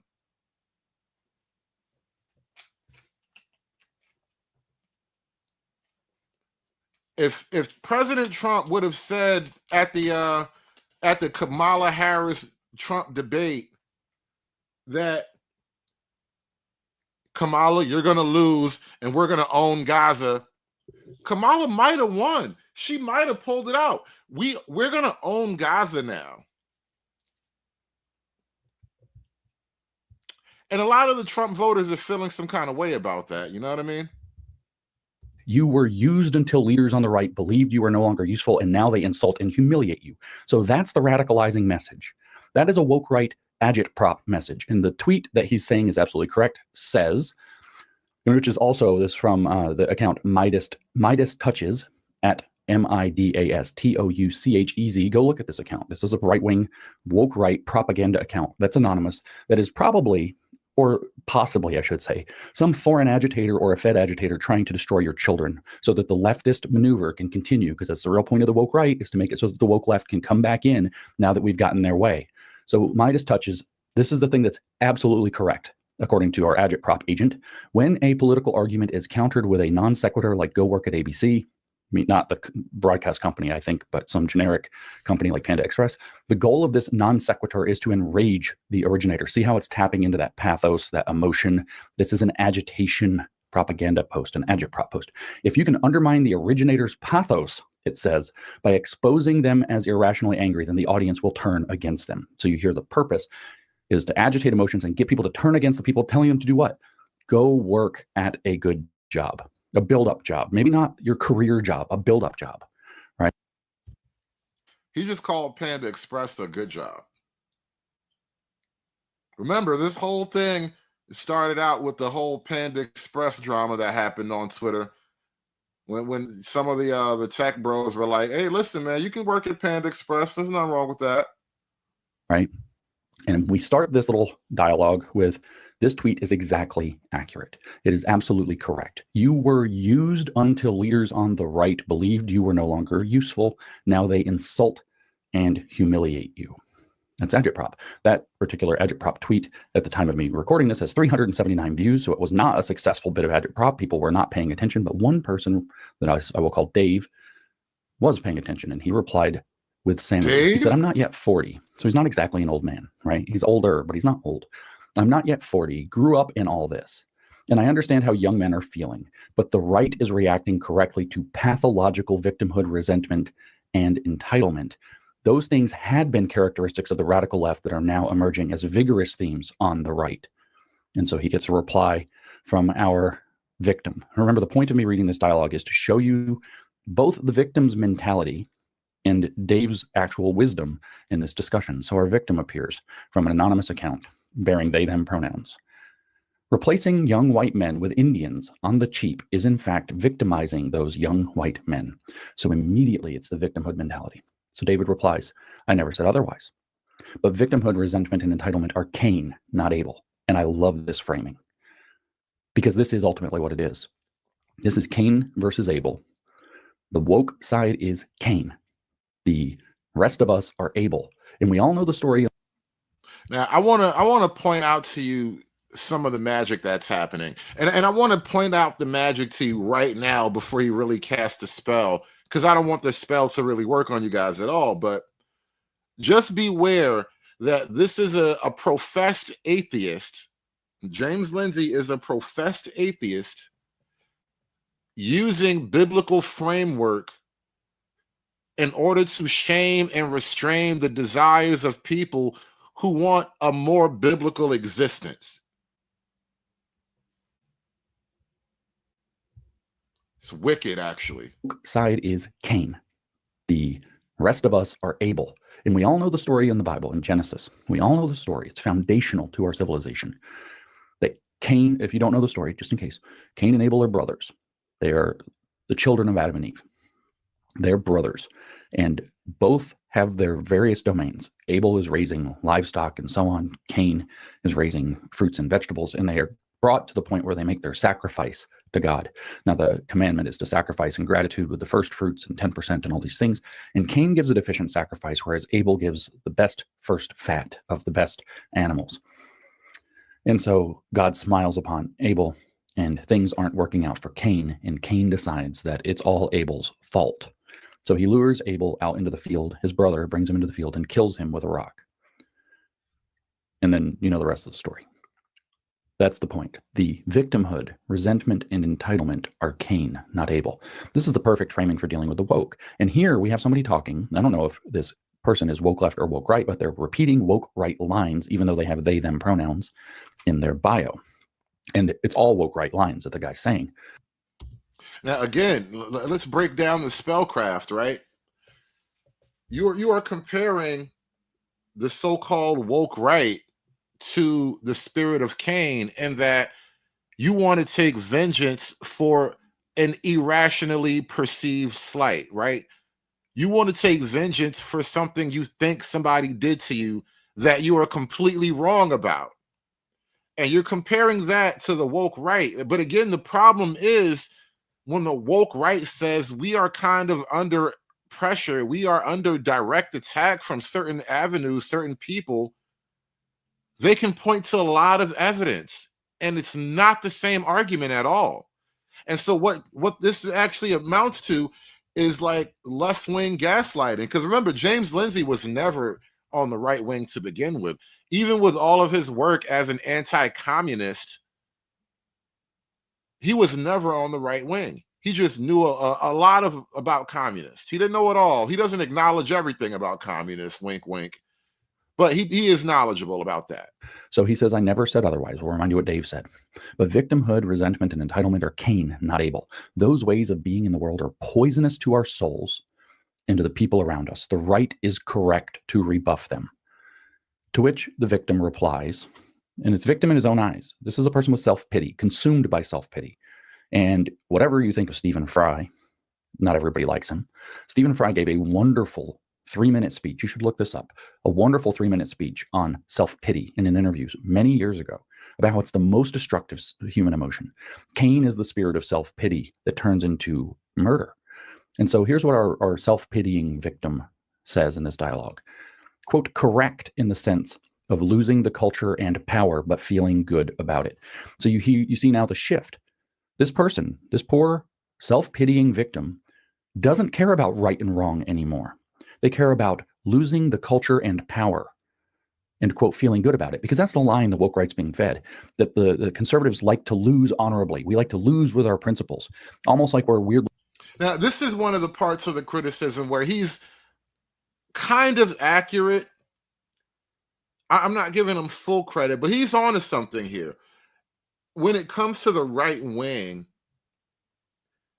and I support this totally. This is, you know, part of my shtick, you know, doing commentary and content on YouTube. But when it comes to the right wing, people are not as concerned with optics any longer.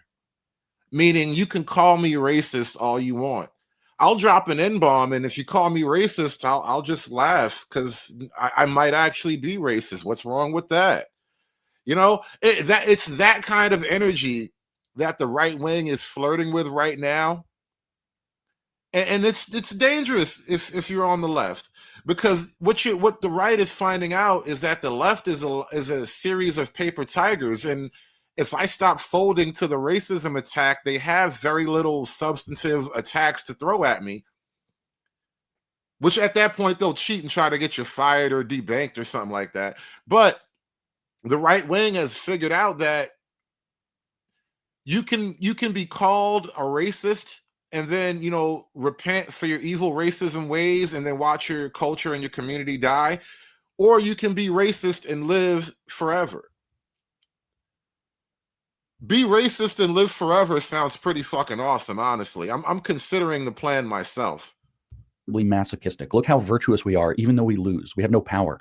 So the obsession with power, and in fact, the valorization of putting power over principle, is the seductive line. I know we're talking about Cain and Abel here, but the serpent is the serpent, and that's the whisper of the serpent. So Dave says that the right is correct to rebuff victimhood, resentment, and entitlement. Yes, the woke right label is roughly a euphemism for white nationalism.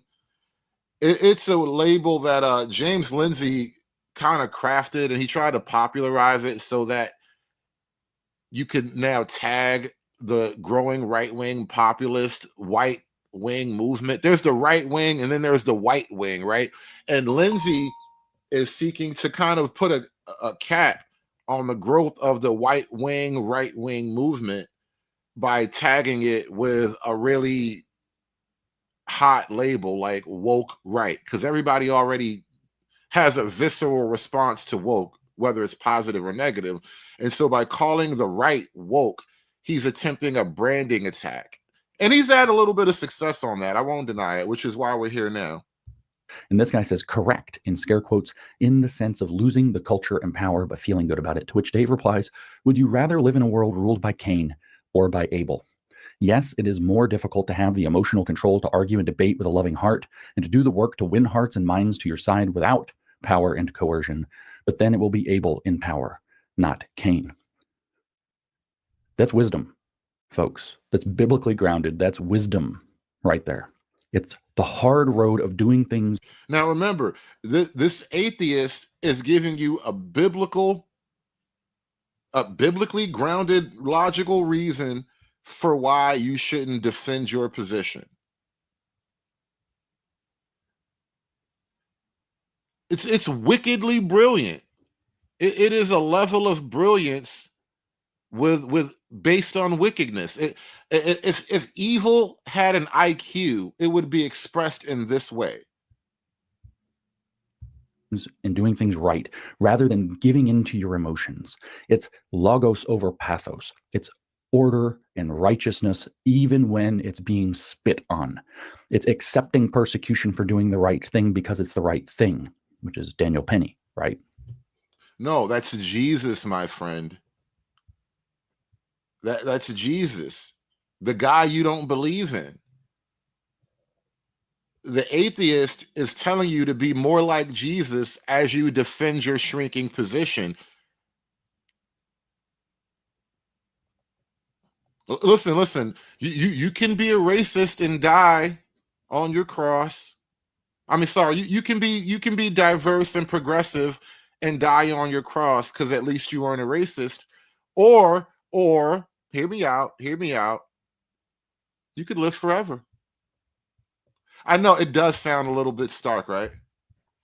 It is more difficult, Dave teaches, to have the emotional control to argue and debate with a loving heart and to do the work to win hearts and minds to your side without power and coercion. But then it will be Abel in power, not Cain.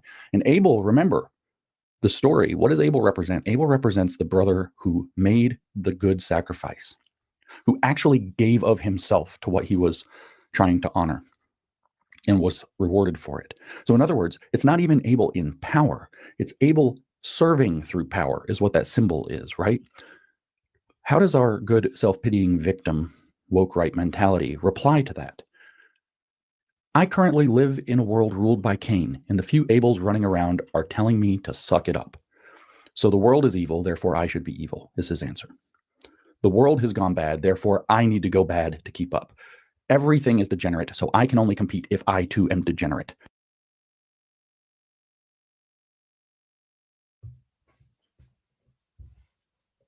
You know, there are two phrases that come to mind. There is no such thing as an atheist in a foxhole, and there is no safe place to stand in a slaughterhouse. And I think both of those moments can be true at the exact same time. What if you are a God-fearing man in the slaughterhouse and you are up next to be slaughtered? What then?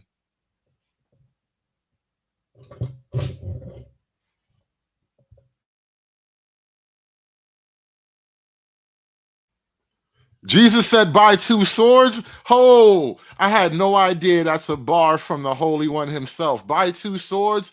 That was a great timely response to the little philosophical trap I just put to you guys. Buy two swords. I like what you did there, David. Get it again. Okay, I'm going to say it again. I come in the name of Jesus. Repeat it after me, bitch. I come in the name of Jesus by the power of the Holy Spirit.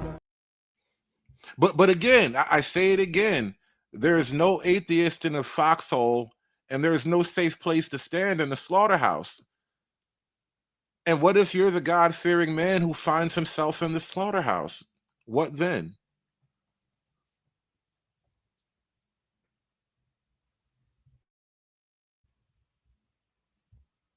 These are the times that try men's souls, are they not?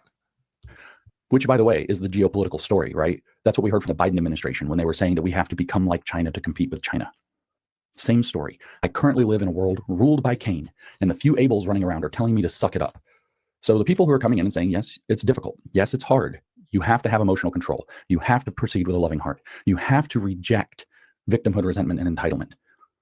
And it sucks. And you're going to have to do some sucking it up. And as my parents said, because I think a lot of this is just typical fatherless behavior, my parents, and they weren't perfect, but they were great, had a lot of lines that are etched in my memory. It's wow. He calls the woke right fatherless, when the woke right is probably the most fathered generation. Well, not generation, but sector of our generation, right? Out of all the young people out there, if you're woke right, it is more likely you've been fathered accurately and effectively. It's weird how he calls it fatherless behavior. As anybody who grows up with parents will have. And one of the lines that I have etched in my memory from my parents is, life's not fair. Get used to it. You just have to, right? You do have to suck it up. I can't tell you the thousands. I don't know. They say probably millions is more than real. Tens of thousands of times. I heard my mom say something to that effect. My dad say something to that effect. I can't tell you how many times I heard them tell me, life's not fair, but it builds character. Or you don't like doing this, but it builds character. So guess what? Character matters. Character means Abel, not Cain. And this guy says, well, the world lacks character. Being replaced by tech Indians builds character. Being replaced by countless South Americans builds character. Being lectured by fat BBW baby mamas builds character.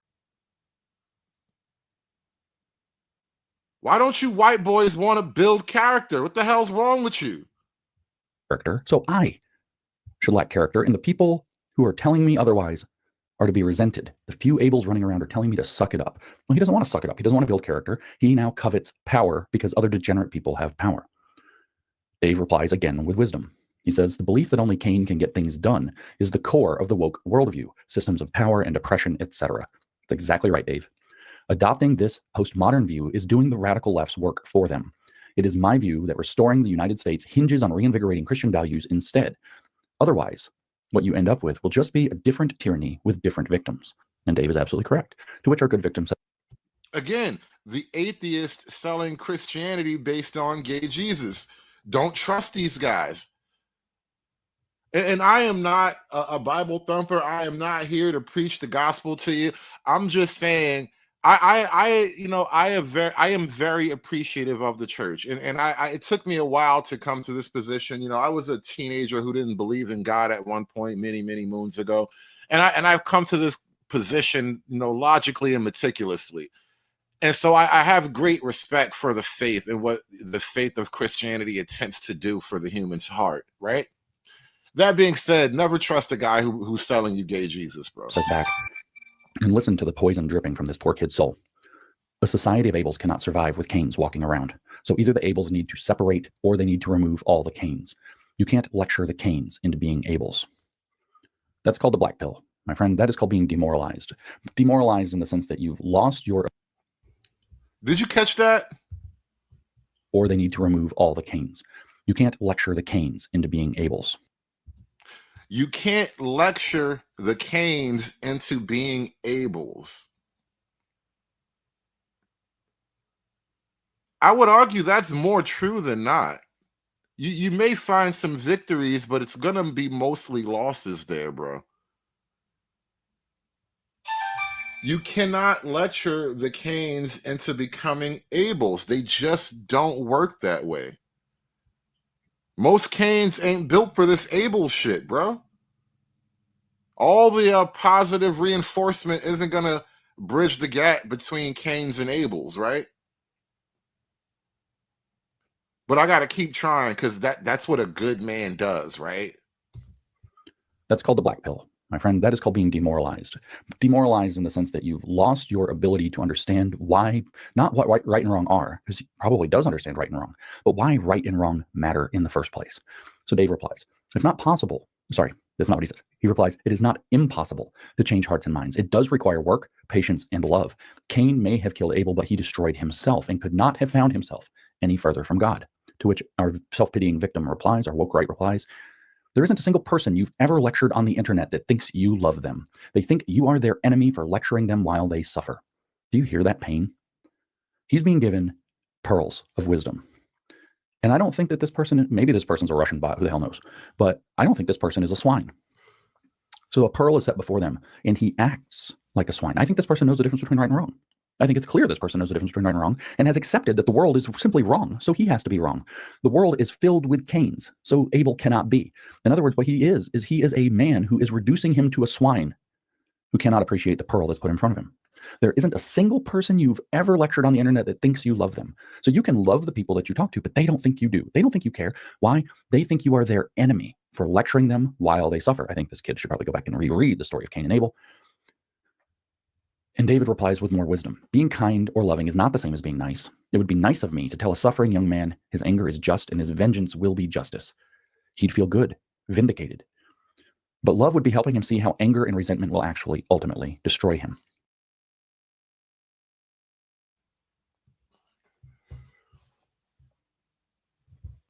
Have to be very careful with these atheist guys slinging the Bible at you. Because yes, on the one hand, you know, vengeance is mine, saith the Lord. I understand this principle. It's a very firm principle in the Christian faith. However, one should not fail to aspire for justice on earth as well. I don't see why you should just drop the ball and wait for everything after everyone's dead. These two ideas don't really fit together for me. And this is the truth.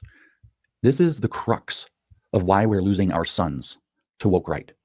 They have this anger. Their soul has this poison, which was put there by the left. And they are having it stoked up by these agitprop agents. And here we have Dave saying very wisely, very truthfully, exactly what this person needs to hear. Being kind or loving is not the same as being nice. It would be nice of me to tell a suffering young man, and if it was feminism, a suffering young woman, or if it was a angry black person in the summer of 2020 about apparent racial injustice, about BLM, it would be nice of me to tell a suffering person his anger is just and his vengeance will be justice, because he'd feel good. He'd feel vindicated. This is why I said in a recent Bullet podcast that we have a choice, and it is an exclusive or catharsis or civilization. It would be cathartic to tell and have these young men and others act out in their anger, and that their vengeance is justice, and they will feel good and they will feel vindicated, and the horse of pathos will drag their chariot into the abyss. Here's another false attack. None of these men, at least that you mentioned, the Tates or whatnot, none of them are telling the men to act out in their anger. At best, they're telling men to channel their energies, bitches and money. If you focus on getting bitches or building up your physique, you can, get money or whatever. If you focus on getting money, bitches will come. Like, at best, these guys are teaching men to channel their anger. The problem is, at a certain point, once they focus their anger, once they've mastered their personal lives enough, they start to examine the political realm. And then they realize where the source of their anger truly lie. And now, James Lindsay's panties are all crusty because of that shit. But love, David reminds us correctly, would be helping him see how anger and resentment will actually ultimately destroy him. To which our self-pitying victim, because he's a self-pitying victim, because he's adopted the leftist victimhood mentality, even though he thinks he's on the right, to which he replies, because he cannot hear. He says, that's literally, pardon the grammar, but I'm going to read it literally. That's literally just isn't how the world actually works outside of your religiously dominated preferences. I think you and I agree more that you think, I assume it's then you think, and far more than I'm letting on. But this conversation is impossible when you assert things that are just obviously untrue.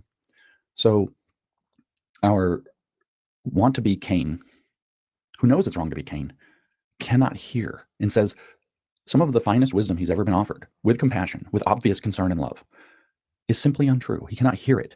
To which Dave replies, have you ever been at an intervention for an addict? The addict does not feel loved in that moment. They feel attacked, even abandoned, while people who want them to thrive circle around them and encourage them, telling them obviously untrue things like, you are stronger than this. Dave is doing a wonderful job here, by the way. I think James Lindsay imagines himself having sort of an intervention for all the woke right young men out there. Like, it doesn't matter that a fat black woman took your job and called you racist. It doesn't matter that you're going to be replaced by all these immigrants. It doesn't matter that we're spending all your tax money to fight a war in Israel and in Europe right now. None of these things matter. You just have to keep working because you're a man and that's your job. Haven't caught on. This is how we should be engaging, but this is what you'll run into when you try to engage. And mea culpa, I don't engage this way. I'm a jackass. Our self-pitying, poisoned victim who's adopted woke Cain ideology replies, what the world needs right now more than anything is actual brutal honesty. We suffer from an overabundance of vapid slop. Notice that the pearl and swine reference is apt. Cain always loses is not a helpful lie ever, he says, and especially not right now because everyone knows it's a lie. So imagine having... Everyone knows it's a lie. Cain doesn't always lose. Even in the Bible, Cain didn't, quote, lose. You know what Cain did after God kicked him out?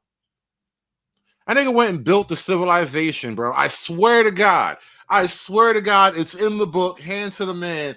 They kicked Cain out. He went east to the land of Nod. He started fucking bitches, building walls and giving orders and stuff. Cain was the man around town. And I say all of these things to point out that as children, we grew up thinking that the good guys always win. You know, there's going to be another installment of the MCU with Sam Wilson as Captain America now. You know, I don't think it's going to be really good like Avengers or whatever, but I'm gonna watch it on bootleg because I want to keep up with the story and I want to see the good guys win at the end. But as an adult, I know that Hollywood fucked my mind by convincing me that the good guys actually win. The good guys don't actually win in the real world. In the real world, you know what happens to good guys? They wind up in family court. They get sued. They eat a bullet after all of that. It's really rough out here for the good guys. I'm just saying. They told me to be a good guy. And then I found out that good guys don't really get a lot of pussy. And, at a certain point in my life, getting pussy was very, very important. And I couldn't be a good guy. I had to make a decision. Taken that from the Cain and Abel story, that somehow Cain didn't lose because he was able to murder his brother. David replies, I never said that though. I said Cain destroys himself and ends up alienated from God. There is a real practical point to that story. Cain may win, but what he wins will be a corrupted evil version of what he wanted. Notice that this is the same story, by the way, as trying to seize the one ring of power in Lord of the Rings. You may be able to use the one ring of power, say if you're Gandalf or Denethor or Boromir or whatever, to vanquish, or Isildur, to vanquish your enemy. But everything that you do with it will be turned to evil. Cain may win, but what he wins will be a corrupted evil version of what he wanted, to which our demoralized victim mentality, self-pitying fool says that's not true. It's magical thinking, anti-reality. We can't have a productive conversation because you believe objectively untrue things and are behaving based on that. He simply cannot hear the wisdom that Dave is very obviously sharing with him with very obvious concern. I would have given up on this crap a long time ago. And in the last line, David says, it is true though. If what a man wants is a wife and children, but he's not willing to make the appropriate sacrifices to be worthy of those, what he's going to end up with is alimony and child support and seeing those children every other weekend. Everything is like this. And that's true. That's true. And so this is where, I kind of want to segue into these people don't know what they don't know. And it's not just in the light of this conversation. I think about this a lot. I say this occasionally. I've said it on stage to crowds, but I've said it in person. I get asked sometimes what I would tell young men, sometimes in front of groups of young men, large or small, sometimes one-on-one, sometimes just talking to one of their parents. And I have a variety of different answers I give, but pretty consistently, one of the things I'll tell young men is that they don't know what they don't have. They don't. David in the chat says, so you change being a good guy over a bitch instead of dropping the bitch? Yikes. I'll eat that, Dave. I'll eat that. No pushback really, but I want to explain a little further. I remember I listened to Jordan Peterson explain this concept, right? About the good man. And he said being the good guy, especially in today's modern conception, is actually a terrible thing. No man should really aspire to be good. What a man should aspire to be is effective, which would require him to be a little bit dangerous even, perhaps. And the way Jordan Peterson described it was that what a man should aspire to be is something like a monster that is under control. And that is the lesson I suppose I had to learn. It wasn't really just, being a good guy for women and all that. Because even outside of women, the argument holds up. Even when you remove women from the equation, the nice guy will still finish last because other men will take advantage of the nice guy's weaknesses, right? Because being nice just to be nice is a weakness in the land of Cain. I don't understand. So most of you, I would assume, know I'm married. I've been married a long time. I've been married getting on. This year will be 21 years that we've been together, most of it married. My wife does not prefer discounting those early times because we were together anyway. So 21 years. And we have a very close and very positive relationship. We are each other's best. Dave, those are wonderful words. Dave responds in the chat saying, my favorite whore told me don't eat no pussy. Don't let being a bull take the lover out of you. That's what make you different. Dave, those are beautiful words, and I hope those words inspired you to greatness, but you'll excuse me if I don't trust the words of your favorite whore. Best friends. We spend an inordinate amount of time together. We sometimes, end up, say, getting a Uber to a hotel if we travel together. This actually happened. It was actually a hired car somebody got for us. And we left a fairly nice hotel to go to the airport, and we just interacted like normal. We weren't public. We're not going to be like public displays of affection too much, or like I think we were holding hands or something maybe. We were talking and laughing and reflecting and whatever on the trip we just had. We're headed to the airport. This was in Miami. This was at the end of 2021, by the way. after the DEI, the Marxist Roots of DEI conference is when this happened. She went with me. And so we get out of the car, and the guy, the driver, gets our luggage out of the trunk for us. Very nice, very kind man. And he says that he wants to take a second to stop and thank us. And what he wants to thank us for is letting him be, in a sense, kind of the last part of our honeymoon. At this point, 2021 being 4 years ago, I think we'd been together 17 years. This was no honeymoon. But this is how a stranger perceived our everyday interactions, even the way that we act in public. And again, there wasn't like we were all over each other or inappropriate for the scenario of being in a car with somebody else that we don't know. So we have a very good relationship. We're best friends. We rely on each other. She's my platform. She's my base. She's my calm. She's my peace. She's the place I go when the world is spinning and I can't. And everything can just get set aside. And it's fantastic. And I tell these young men, you don't know what I have. The reason that you fall for somebody like Andrew Tate isn't because we don't have good male role models or whatever. It's because you don't know what you don't know. You don't know what. I would actually beg to differ. It is that simple. The reason guys like Andrew Tate are so popular is because there is such a lack of a male role model. And frankly, yes, the happily married male is a model. It's a thing, it's a choice. In the land of Cain, it's a lot easier to sell the Andrew Tate role model, though. And that's an issue. That's a problem. But I think what makes James's criticism of Andrew Tate right now seem sharper than it may be is I think there's even an overselling in the criticism of Andrew Tate. Because Andrew Tate, from a point of image and his reputation and whatnot, he'll say it himself, he made his money as a digital pimp, right? He never actually sold any real sex as far as I understand it. What he did was open up an online e-girl brothel, right? Which is basically just a bank of, imagine a house with like 4 or 5 rooms, and every room has a girl with a completely different setup in the background, hosting, some kind of e-girl Twitter or Twitch session or whatever, some OnlyFans thing or something like that, right? And then these girls, they would catch, some really big fans, the whales as they call them, and they would manufacture a personal relationship with this whale, and he would donate larger and larger sums of money. And a guy like Tate would be behind it all. He said at a certain point, he just took over the keyboard, had the girl on the camera just pressing buttons, and he took over the keyboard, and he was like spitting game to the dudes as the girl. Like, that's how wicked the whole thing was. But as I understand it, he never actually sold sex directly. It was all a digital hustle. You can make your moral judgments on that. I'm not really going to argue that at this point, but I think the criticism of Andrew Tate as like this dastardly guy who sold girls onto the, he got your girl on the blade now. I think they're overselling the Andrew Tate thing a little bit.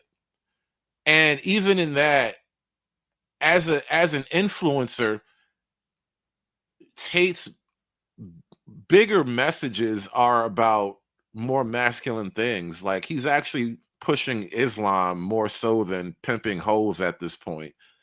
That was actually a private club thing you had to join. It was like, pay for the knowledge sort of thing. But his online persona, the majority of his content is very different from that. But and I say all this, I give all this explanation to point out something. Andrew Tate right now is speaking to young men who are being like robbed of their futures, robbed of their masculine output. There's no, positive output for their masculine intentions. And he's giving them something of a path. And the problem with comparing that to the I'm a happily married guy is the happy marriage path it feels like a lottery ticket at this point. A couple of people on TV seem to win the lottery every year, but it's never anybody I know. And that's the problem with the two different pitches. Like, yeah, there are a bunch of happily married guys out there, but none of them can really draw you a map. Andrew Tate can at least draw you something of a workable map to bitches and money. And that's a hard sell. And if you're in the business of trying to outsell that, you just got to, put out a better product, bro. What you don't have, you don't know what I have.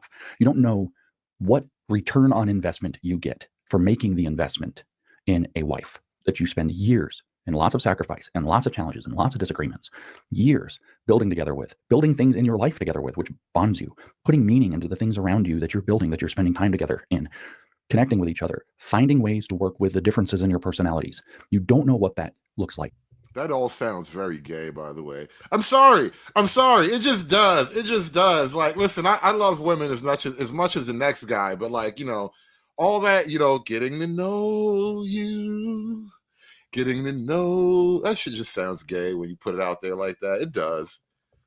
Because this nigga Tate over here, he talking about getting bitches. He's talking about, getting money. The bitches just come when you get money. You don't even have to buy them. You don't even have to get to know them.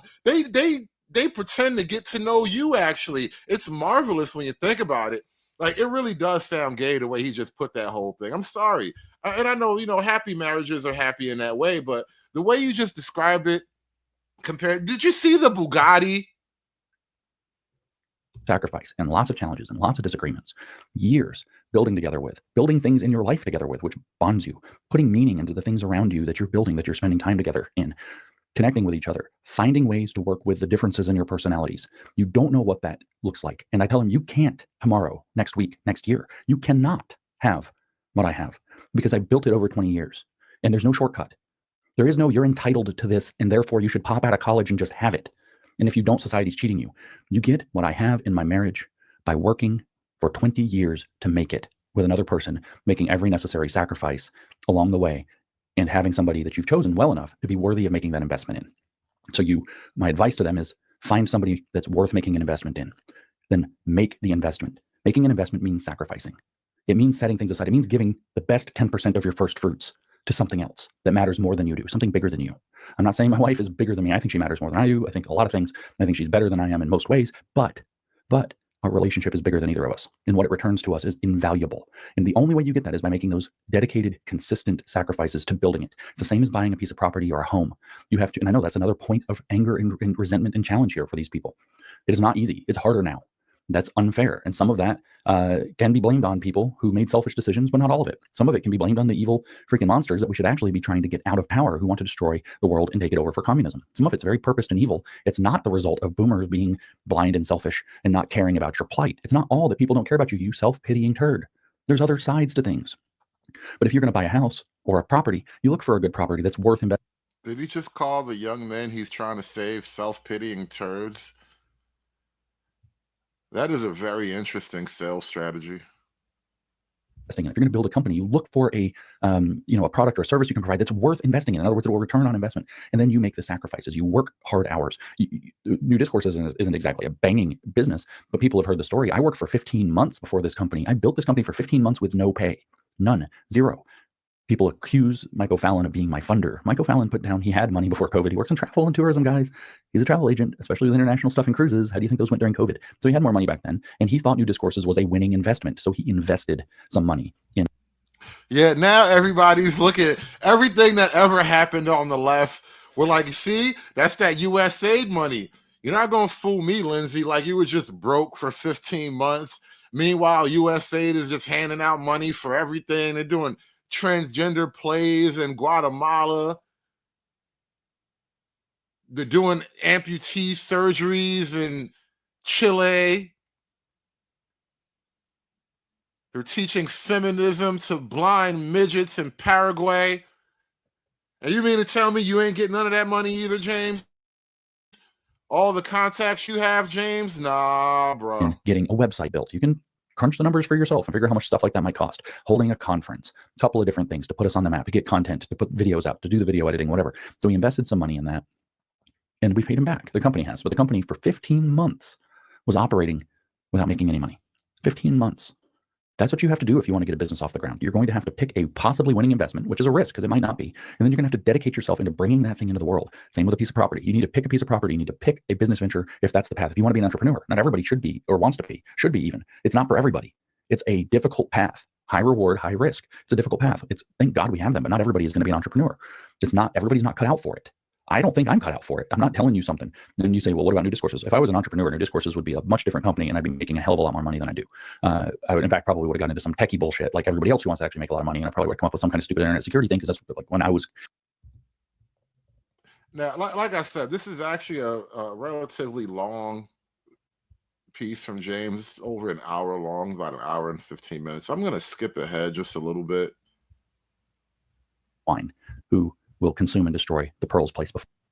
Because I noticed he's not quite addressing the concerns of the men. He's just telling them to suck it up. He has no real plan, no path forward other than to just take it better. 6, my oldest granddaughter, if she marries and has a child around the same age as my wife and I did, will give me the chance to hold a great grandchild. That, Mr. Tate, is winning. And indeed, and it takes 50 years. You can't have it tomorrow. So how does somebody reply immediately, the top reply to that wisdom? Again, the woke right are not swine. They are men who have decided that because Cain exists, they must act as swine who will consume and destroy the pearls placed before them. He gets this reply: who placed you judge? Could you imagine reading that and saying, who placed you judge? Look at yourself before speaking about another man. See how he's trying to twist Christian doctrine in order to try to take down a Christian who delivered a powerful Christian rebuke of a basically demonic character. Be an example to Christian men. Be an example to Christian men could follow, and they will follow. In other words, power determines who should be followed. Create your following. Do your Christian thing. There are Christians that love Andrew Tate. Does that make them less of a Christian? And we could go on and on about this debate. I'm not going to. That wasn't the point. This is what's going on with the woke right. You're hearing the psychology of the woke right. You're hearing the pull, the pain, the despair, the fear, the anger, the resentment, victimhood, and entitlement. And the horrible part is that there are bad actors who are feeding them this. And more than that, they're using critical theory methodologies. As I pointed out, Stephen Wolfe said he uses them. Aaron Renn said he uses them. Others of them have said they use them. They're deriving a lot of their philosophy from Paul Gottfried, who very much doesn't like me. Paul Gottfried's. You know, this is another thing I realized. He's partially right in this sense that using certain left-wing tactics are effective. But tactics are tactics. If you lean left or you lean right, the tactics are what they are. And so there probably are a lot of people on the right who study, you know, rules for radicals and whatnot, and they've applied lessons. And I say, you know, it's fair game. Thesis advisor was Herbert Marcuse, critical theorist. I'm not saying he is a leftist and a critical theorist in the strict sense. Paul Gottfried, I'm saying that he learned all of their methodologies and uses them to other ends. Another of their characters, Hans Hermann Hoppe, was taught by Jürgen Habermas, a critical theorist. They've adopted critical theory. They've adopted the path of Cain. And you hear why. Victimhood, resentment, anger, entitlement. And they're being fed this. So some of the actors feeding them this know what they're doing. They covet political power and they are poisoning the minds. I don't think your 15-year-old son or most 19-year-olds covet power in some psychopathic way. And shout out to everybody on Rumble. We got over 90 people listening on Rumble. You guys want to have a panel? But I think that there are people who do that are happy to use them, to poison their minds, to poison their souls. And they do so with critical theory. I did a thread recently about critical Reagan theory. I'm not going to get into the details of critical Reagan theory or the woke right attack on Ronald Reagan here. It's a different issue. But in that thread, I talked about the way a critical theory necessarily always works. It's always polarizing. It's always satanic, tell lies, and make accusations. And so the goal is that you're going to bring up facts, say about Reagan, or about racial history if it's CRT, or about feeling abnormal if it's queer theory. You're going to bring up facts. Out of context, in mistaken context, in distorted context, something. You're going to bring up facts. Did you know that Reagan, when he was governor of California, was a Democrat and blah, blah, blah, and now California is blue, for example? Or when Reagan was president, he did blah, blah, blah with guns, and now we have, I think it's Reagan that's responsible for us not having machine guns, for example. Or Reagan did this wrong, Reagan did that wrong, Reagan did the other thing wrong, Reagan had something to do with immigrants, so that was wrong, and that's why the Biden administration was able to bring in millions and millions and millions of unvetted immigrants. Somehow it's all Reagan's fault, right? But the point isn't to just tarnish Reagan and do an unfair critique of Reagan, a critical theory critique of Reagan. That's part of it, but that's not the main point. The main point is the polarization it creates, because that creates two images of Reagan. Reagan as generally good guy and Reagan as villain of history. And the polarization is done around that dynamic. People are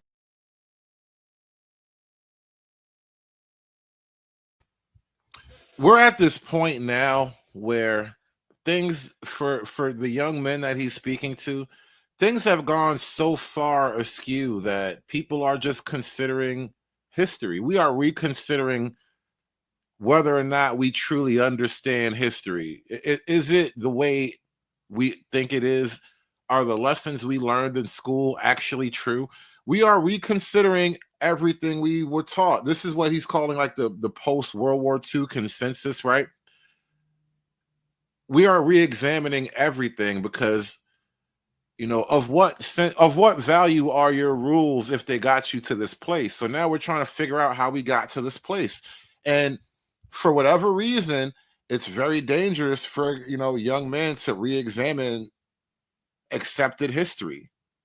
Because then you might start to think, well, what if that one guy in Germany wasn't really wrong?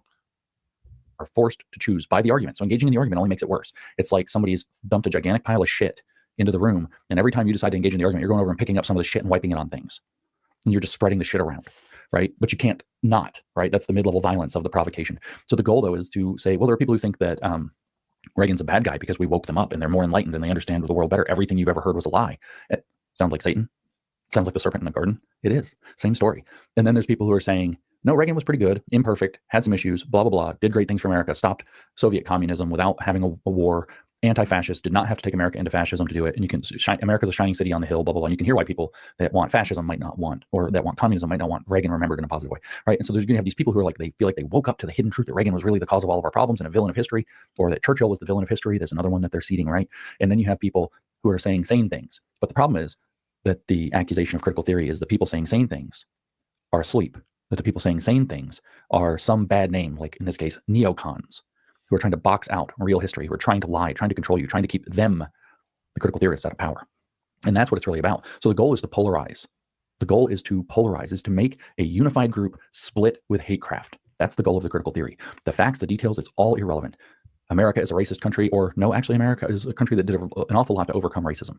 That was the CRT split. And depending on which one you believed, you were either the people or the enemy of the people. Here, Ronald Reagan, Panda Express.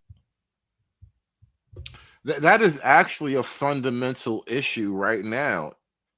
Either America is a fundamentally racist country to its core, therefore it must be kind of broken to its core, or America is actually very remorseful about these racial issues and has done great things, as it went to great lengths to resolve the racial issues. That is a binary, and you really can't be in the middle on that. And so a lot of the young guys, a lot of the young white men that we're talking about, the woke white or the woke right, they are on the other side of the binary saying that we've actually been very generous and I'm tired of this shit now. Press jobs, whatever it is. There are the people who want to hold you down by keeping you believing that stuff that are fundamentally evil. They're the enemies, actually, though, of the true people who have awakened to the real realities of history, the lies that you have been told and did not even know. Everything you've been told is a lie. Come with us. Eat of the fruit. God said you shall die, but it's not true. Come with me. And this is the story that we fought with critical theory, and these analogies to things like Cain and Abel and to Adam and Eve and the serpent resonated. People understood that what they were dealing with was evil. What they were dealing with was satanic accusation and lying and distortion and manipulation. And now that it's coming in through apparently right-wing avenues from characters who have positioned themselves as right-wing avatars and influencers, and that it's speaking into the concerns and frustrations of right-wing young people and all people really, in a world that has been made unjust very strongly by a communist provocation against us. Now that it's coming in the guise of the right, now that it is the same wolf in new Republican clothing, people can't see it, and it's fooling them. And these are the messages that we hear from James White, from Dave in the thread. This is the lure, the attraction, the evil of the woke right. And I said in a recent podcast about Two Front Wars, I said that you know what, I'm actually going to pause it right there, because this idea of, you know, questioning history and really critically examining just how we got to where we are, I think that's a great moment to leave this very long-winded liberal screed from James Lindsay. And I want to jump over to something from Tucker Carlson. Tucker recently did an interview with Piers Morgan, and I think that's a great place to end on. And because you guys are here, what I'm going to do now is drop the link in the chat and open up the panel. And we'll have a brief discussion about the events and the ideas you've heard today. Hit the like button, y'all. Support the show. Do me a favor, y'all. Throw $1 in the hat for me. The link is in the chat, by the way. You're avoiding Fatuous asking, meaning brilliant, you're avoiding answering my question, which is why do we have so many guns? No, Because no, we're free. No, didn't ask Because that. we're free. Because Didn't no say- one can tell us we didn't can't say defend that. ourselves. We all used to have guns too. No, we and then don't. you guys, after the Second World War, which was like a liberation war, and you won, you lost all your freedom, and now you can't even express your political opinions, or they put you in jail. So, like, how did you win? How did you win? Is that what victory looks like? You lose all your rights, your economy gets destroyed. You know what? And this is actually where a lot of young men are right now. Even with this image on the screen with all the angry pussy hat women, is this what victory looks like? You stormed Normandy for this? You joined the band of brothers for this? You saved Private Ryan's little gay ass for this? We won. Bankers? We And all of a won. sudden, oh, I won. We won because I'm not conducting this interview in German, which I would So have it's a been. linguistic So I'd rather not speak German and be goose stepping around my yard in England. Yeah, Goose-stepping. yeah. But you are goose stepping. People are arrested for praying. We literally won our freedom from Where's people. Your freedom? Where's your freedom? You can get I'm arrested. as free as you could possibly want a human being to can't be. defend yourself. You can't control who comes into your country, and you can't criticize government policies, or you get arrested. So how are you free? You're a slave, aren't you? How are you free? Now, this is Tucker trolling Piers Morgan about the state of affairs in Britain right now. But, you know, young American men are asking similar questions like, how is this happening? Are we free? Because, you know, they're looking around at the state of the world and like, you know, at any minute now, this shit's going to go bad for us too. No. Really? How free are you? We have cultural problems in our country Could and you go societal on Facebook problems. right now and say, I don't want any more immigrants in my country. They're making it worse. You could say that. What you couldn't say, because a lot of these stories, I have to say, in America have been spun completely disingenuously. There's one case, for example, I see everyone trying to send me as an example of Britain's gone mad. Elon Musk has done it. There's a guy who got 7 years in prison. Actually, what he was doing, this guy, was he was orchestrating and directing rioting on hotels containing asylum seekers because he had a incorrect belief that someone who had stabbed 3 young girls to death and Yeah, you know, in Europe, they just like go on stabbing and sexual assault sprees and whatever, and it's just a thing that happens because they really don't want to be racist. So, you know, it's like I said, man, you can be progressive and watch everything you love burn, or you can be racist and maybe live forever. Trey, what's going on, man? I saw in the chat earlier you said you choose racism. I don't know exactly that it's the choice on the table for you per se, but I kind of lean in your direction as well. Let me say one more thing before you jump on the show real quick. Shout out to a Mick Naker Deluxe with the $2 Rumble chat, man. Thank you for supporting the show. Appreciate you guys coming through. We got the panel open right now. The link is in the chat. If you want to join the show and talk about today's events, please hit the link. I got the link in the chat for all the shows right now. Thank you guys for supporting the show. Shout out to Mick Naker. That money. So Trey, what's going on, man? What do you think so far about today's show? Man, I'll tell you what, bro. This is like full circle, like Trey the MBD 2019 talk when I was talking to Chayo. I let Chayo 81 know in the chat. Me and him used to chop it up about this stuff in the comments and on my streams and like before the whole J6 stuff. And as we got into, Biden's presidency, before Pearl, Fresh and Fit, Matt Walsh, any of these folks ever said it, I said there's going to be like a battle of the minds, like this collision between, the far right, side of conservatism, where you say like, the red pill, passport bros, black manosphere types, and then this religious type of conservatism. You know, your Charlie Kirks, your Ben Shapiro's, these guys. There was going to be, same team. However, we're going parallel, but just, with different goals. And I think Free Zone is somebody who put it in the chat earlier. What's happening now that the right is won, the guys that don't fuck are mad at the guys that do fuck. And that's what Andrew Tate represents.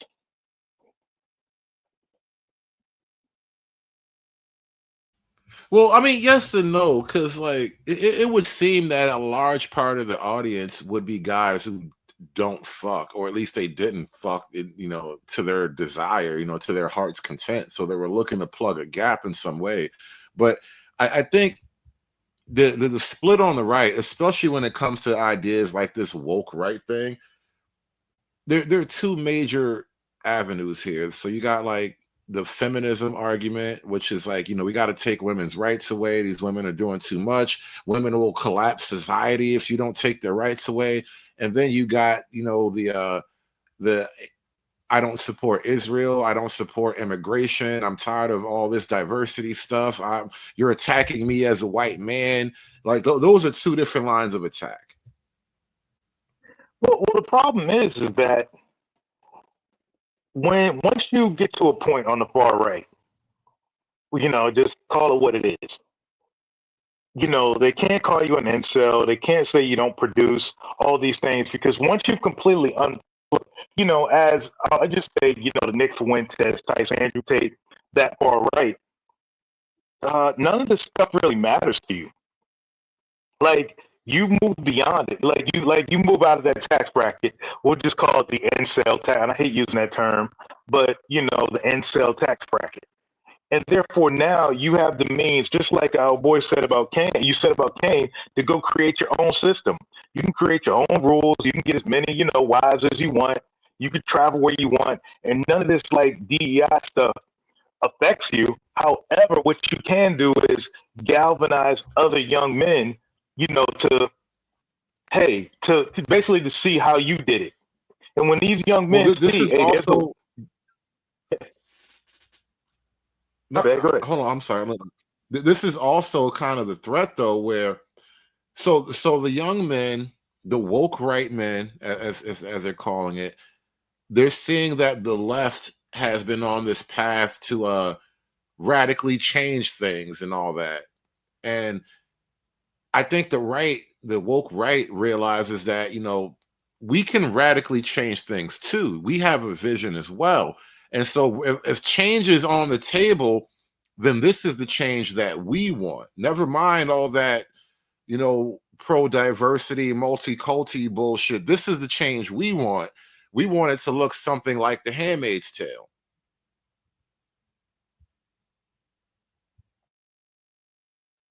That's the Theo Bros. The Theo Bros approach. And man, and I hate to call it this, but we've been around since 2016 doing this, in the manosphere at large. At the end of the day, it all comes back to, who gets more bitches. That's what it all revolves around with. As the Bolivian tribe, told old boy, we do this to get mates. Man, shit ain't changed. Well, yeah, but that's war, and those are primitives, right? So you gotta contain those two concepts. They were talking about war. We go to war for bitches, and then those are also primitives. So there's that. But the problem is because we just do it in a modern fashion, bro. Well, yes and no, because this is what I'm trying to explain. When you refer to like the Theo Bros and then the Andrew Tates, right? Those are competing like dichotomies, right? So those are two sides of a coin, and you can't have them both. So you can't really build a civilization from the Andrew Tate position, which is like, I can get a bunch of women, I can be this millionaire. Because no matter what, most people aren't going to be the richest people. That's an oxymoronic concept, because wealth will almost always be concentrated in the hands of a few by ability, by graft, by corruption, whatever you want to call it. That's just how wealth works out. And so you will always have, and even just by raw God-given ability, right? You will always have like haves and have-nots and whatnot. And so you can't have the Andrew Tate model as a broad national culture. But you can have a Christian culture that even makes room for the rare Andrew Tate. And that's the danger of the Christian nationalist thing. It's well, and that's where you Let's go know. for a second. I'll be right back, Troy. Okay. Yeah, but as to everybody listening, good afternoon. I'm Trey the MBD. Myself and Hood Conservative, you know, we used to do this in tandem many years ago, but I've stepped away. David Drencher, you know I ain't nigga babbling. Shut up. And the freak, bro, you obviously have never visited my channel. I suggest you take a listen to Trade MBD. I do come from the red pill side. Now, here's the thing, y'all. The Theo Bros and, you know, the Andrew Tate followers, you know, like I said, they're both on the right. However, we aren't trying to build a society off of this. You can't have a society where all the men just get it. It won't happen. You know, the cuck factor amongst men, the hate factor amongst men, it ain't gonna change. These are the guys that do whatever it is to basically get down with females. They won't allow a society to be run by a group of Andrew Tates. It just won't happen. What can be done though is you can't live that life and be comfortably outside of this system. And it only takes, per se, okay, you get your hustle on, you go build your own business, you go drive a truck, buy 3 other trucks, you buy a food truck, whatever. You become like a tech bro who works remote, you know, make a couple $100,000 a year. You get your body up, you get your mind right, things like this, and you remove yourself from the system, and boom, there it is. That's all it takes to remove yourself from this system.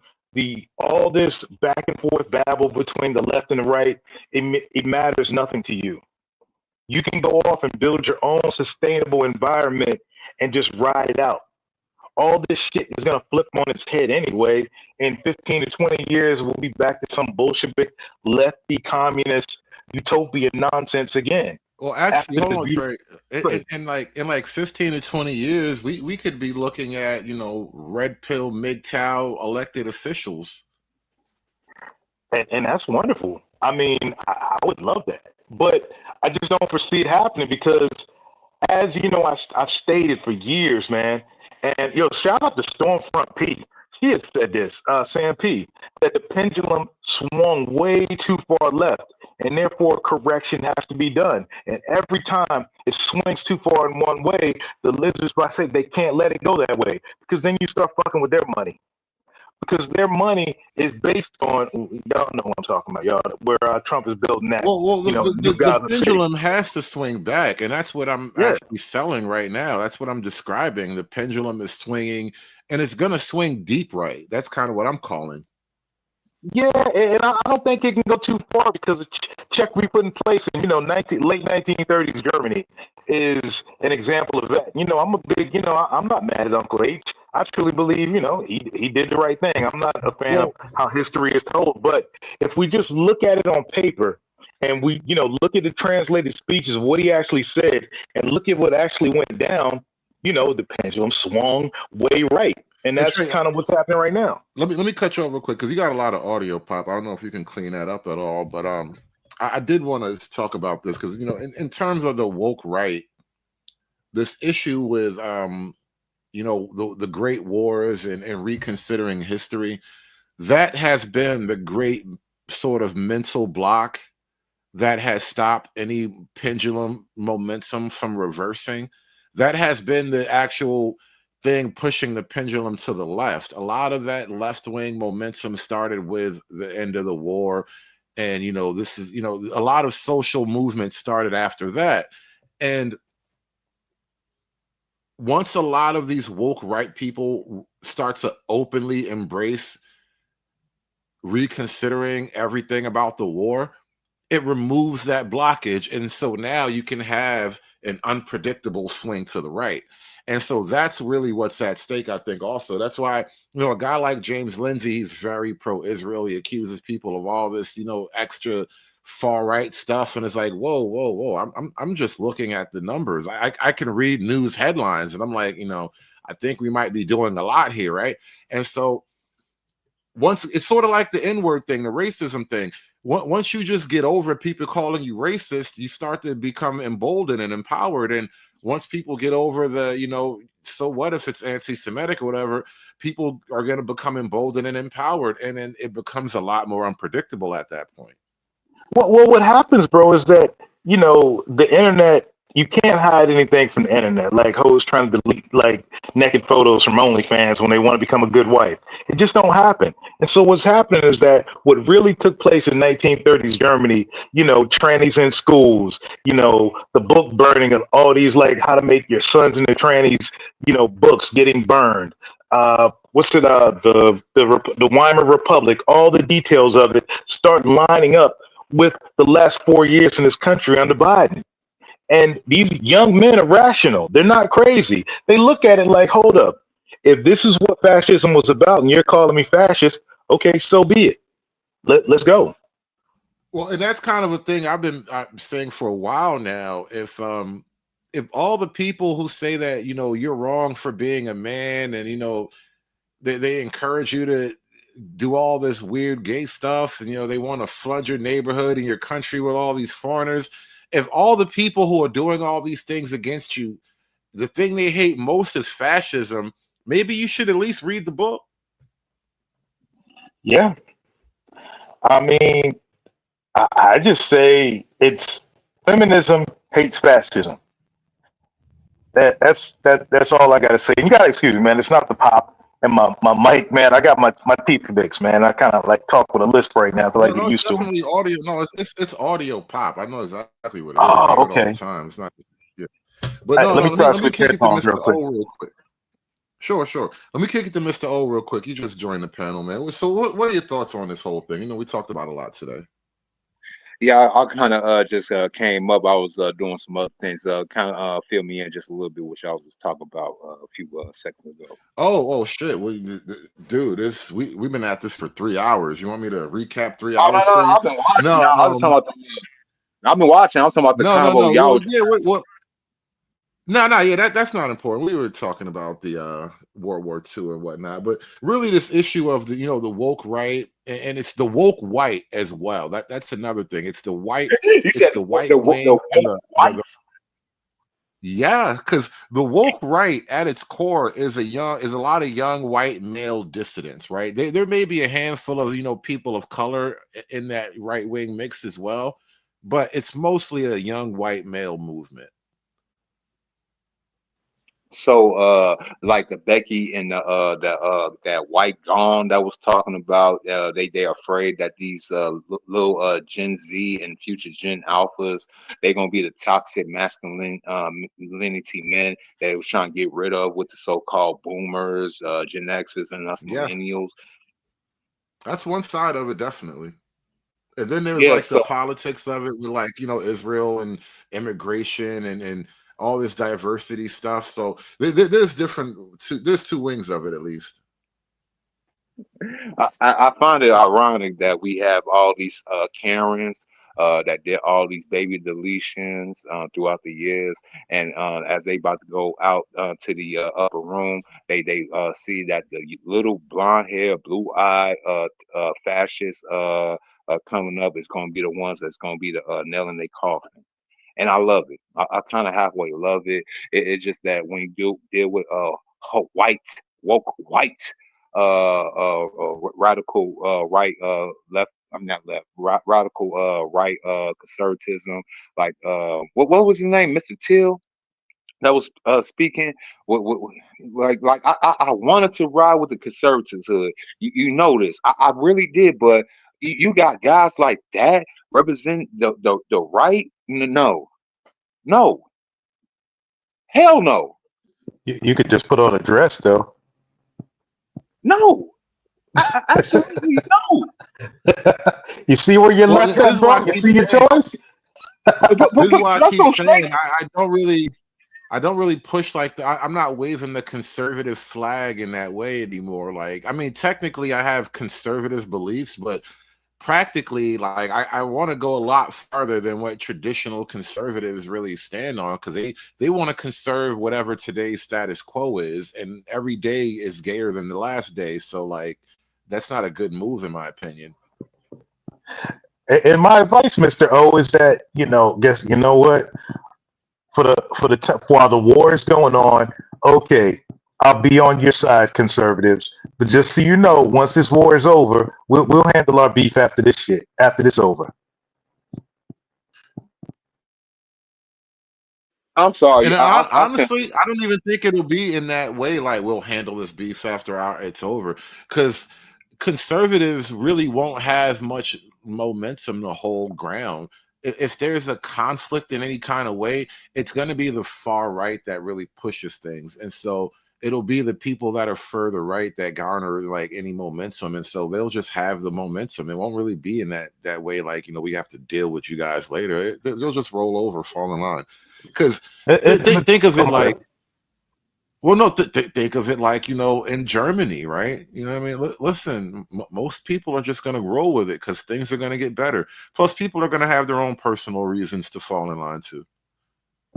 Well, I was, over on Reddit. I love to have these battles over on Reddit because it's super lefty land. And, I think it was in the Passport Bros, our subreddit, guys crying about the state of Western women and why should I have to go elsewhere and all this gang. I said, bro, shit ain't changing over here until there's a cataclysmic reset. And that reset has to be led by the far right. That I truly agree with you on that.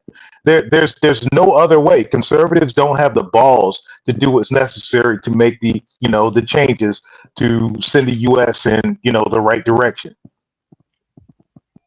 And that's exactly the position I come to. Like the things are moving so far in a leftward direction that you can't get out of this hole by being like milk toast and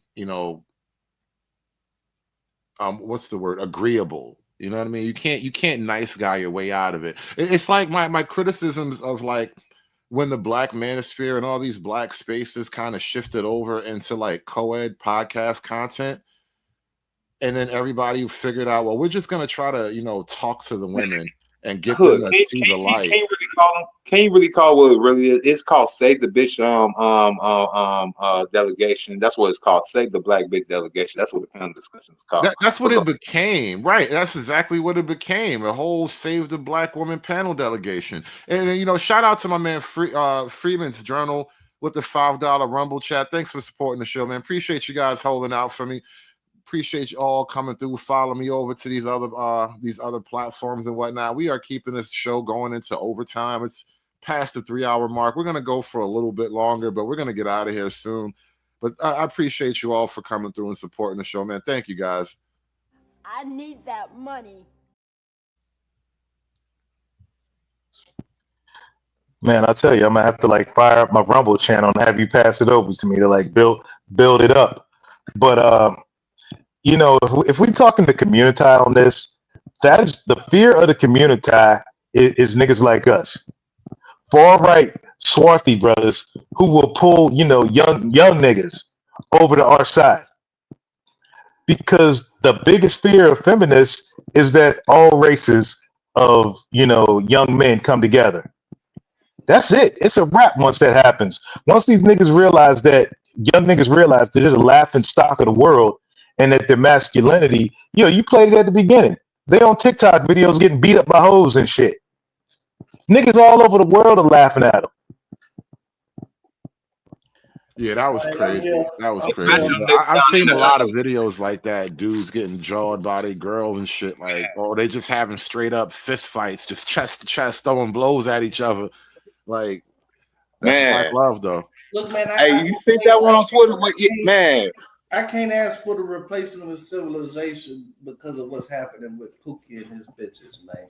I'm sorry. It's bigger than Pookie though, but I would agree with you if it was just Pookie, yeah, and his bitches. If it was just a girl problem. Here go my thing, and this is what I really don't understand is that this whole thing of Black men are not in the same dating boat scenario as any other man.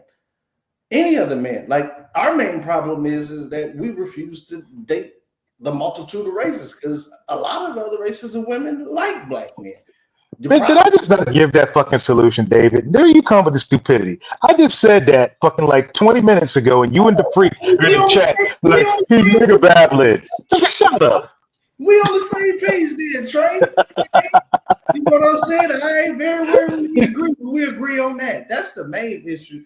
And I think just this whole lock horns, because you got to remember, you wouldn't even be having this debate if all of this was started by white men. Feminism was literally started because they were trying to jack your black ass out of your fucking gains from the civil rights war.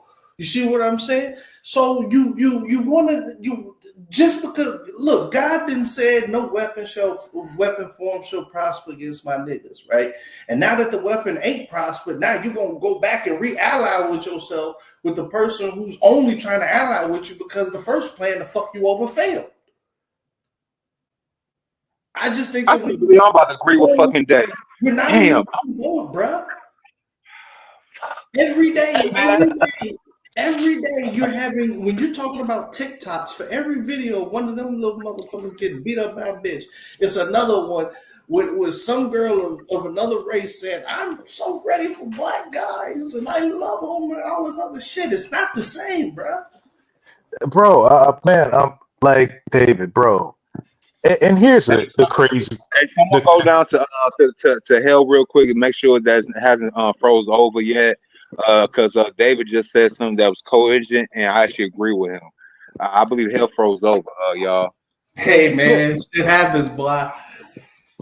David, the message, bro, your message is spot on. However, like, bro, we've been saying this since the Charles Tyler days, since 2006, bro. Yeah. And niggas is barely starting to wake up. Yeah. You know what I'm saying, man? They are waking up though.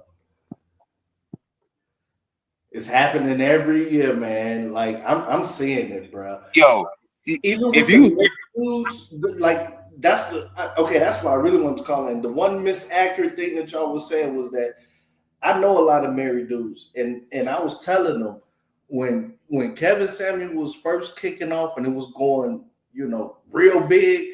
Like I got a lot of female friends, all that other type of shit, and they'd bring it up too and be hating and everything. So I'm like, all right, they listening to this shit just like I am. But I was telling my dudes, like, the end state of all of this is all y'all wives a lot of them gonna get in fucking line because they gonna realize, God damn it, what they got. And as far as statistically and how bad these other bitches and want they man and shit like that. And I didn't do a debrief. And it was, it's like, man, I got divorced, but I'm like, I don't wish none of this shit on you. He's like, man, you was right, bro. Like, God damn it, all of a sudden now she says she ain't doing this, she ain't acting like this no more because these hoes, the ones that gotta do, they know like shit. It's getting better for the married guys, in my opinion. I know it doesn't sound like that, but considering where it was, there is a marginal increase or betterment. Okay, all right. Wait, hold on, wait. Dave, I gotta come up here. I gotta come up the top rope. Stop telling that fucking lie that white folks started fucking feminism. No, it's not. It started on the motherfucking plantation. Oh, come on. Don't Negroes, Negroes, nope.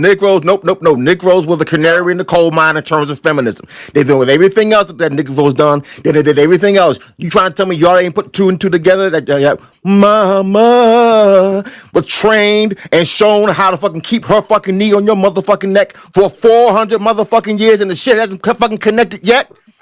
Sorry, True. I gotta agree with David on this one, bro. That's fine. You can agree with it. That's fine.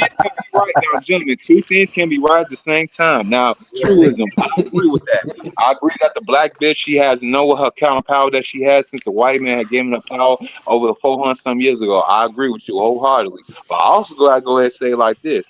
The black bitch started it, but the white man, he endorsed it, he benefited from it, he's continuing to use it by proxy of her. You're correct, but that's the thing about it. Feminism created a matriarchy, and all matriarchies support a larger patriarchal structure. That's how it works. Matriarchy is maintenance, patriarchy is power, and both of them work together. That's what I was about to say because No. You said white women started. No. Wait. White women or white folks may have started the actual concept, the precepts, the structures, the laws of it. Fine, but the actual practice of it was put into place and begun on the motherfucking plantation. Oh, okay, here's why I say true. You got, bro. Hold on, real quick, Dave. True, but hey, real quick, Dave. I got your back, bro. True, man. You coined the term the bitch nigga moon slide through history. And you fucking it up right now, bro. I'm not. No. Because you have to go. No, because you have to go to the actual fucking pinpoint of where this bullshit started. Let me respond to you, bro. All right, fine. Go ahead. The biggest problem that we have, and I hate it when these dudes be talking about we're in a matriarchy. And I believe you are. Listen, I believe most dudes say that. It's not a gynocracy. It sounds sexy, but that is not correct. As a man, and it's the white man. So instead of admitting that this ain't your bitch, you want to just say it's a matriarchy. That's what I said man was about. I didn't say it was your bitch. That's your bitch, not my bitch. That's not what he's saying. Okay, let me get you back here, David. The thing is this, atheism, bro. This goes back to 1917, bro. This goes back to the Bolsheviks, bro. Logical. Goes back farther than that, actually. 17. We got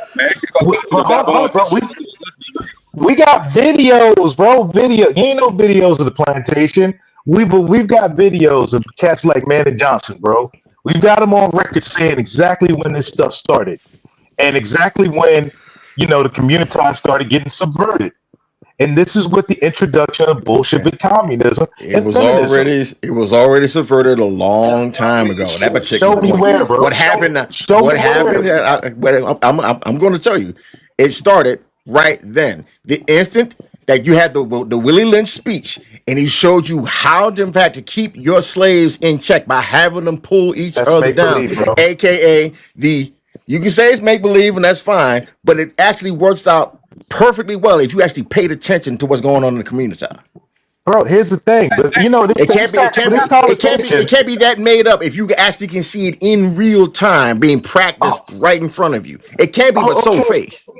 But here's the thing, bro. That's just more Bolshevik, and I'm not saying they real names. Bolshevik propaganda. Bolshevik propaganda, bro. Okay, and before that happened, you already had these black big back bitches already fucking suppressing, repressing, depressing, and oppressing their males. That's the reason why. Reason how the fucking family dynamic in the community perfectly fits a fucking plantation a paradigm. Bro, what are you talking about, bro? The community, even in the 70s, bro, was a majority patriarchy. Bullshit. You want to know the reason why? I'll tell you the reason why. I'll tell you the reason why it was. Go back to listen to the stories of people older than yourselves. The quote-unquote so-called silent generation. Wait a minute. The quote-unquote so-called silent generation.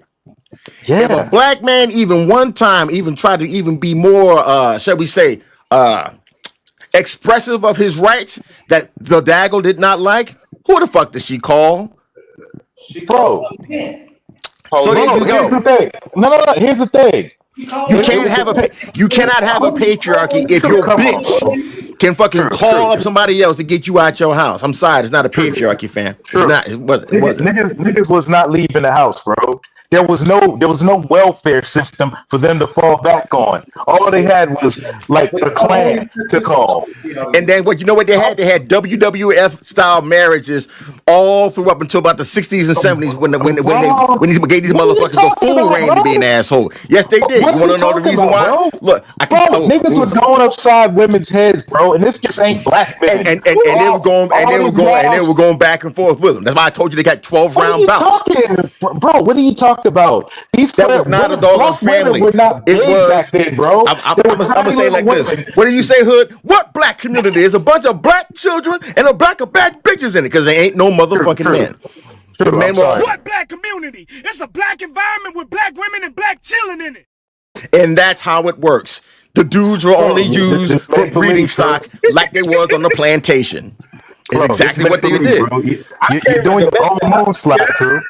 I'm telling you, your own moon slap, I'm not doing no moon slap. I'm trying to throw a little bit of truth in here that I know niggas is not going to accept. It wasn't even the truth in the 80s, bro. I understand. Hold on. Telling you. Can I get my statement? Let me say one thing, Dave, and I you got it. Freeman's Journal. I know you've been waiting to speak. Dave, be quick. Sorry about that. My bad. This is real quick.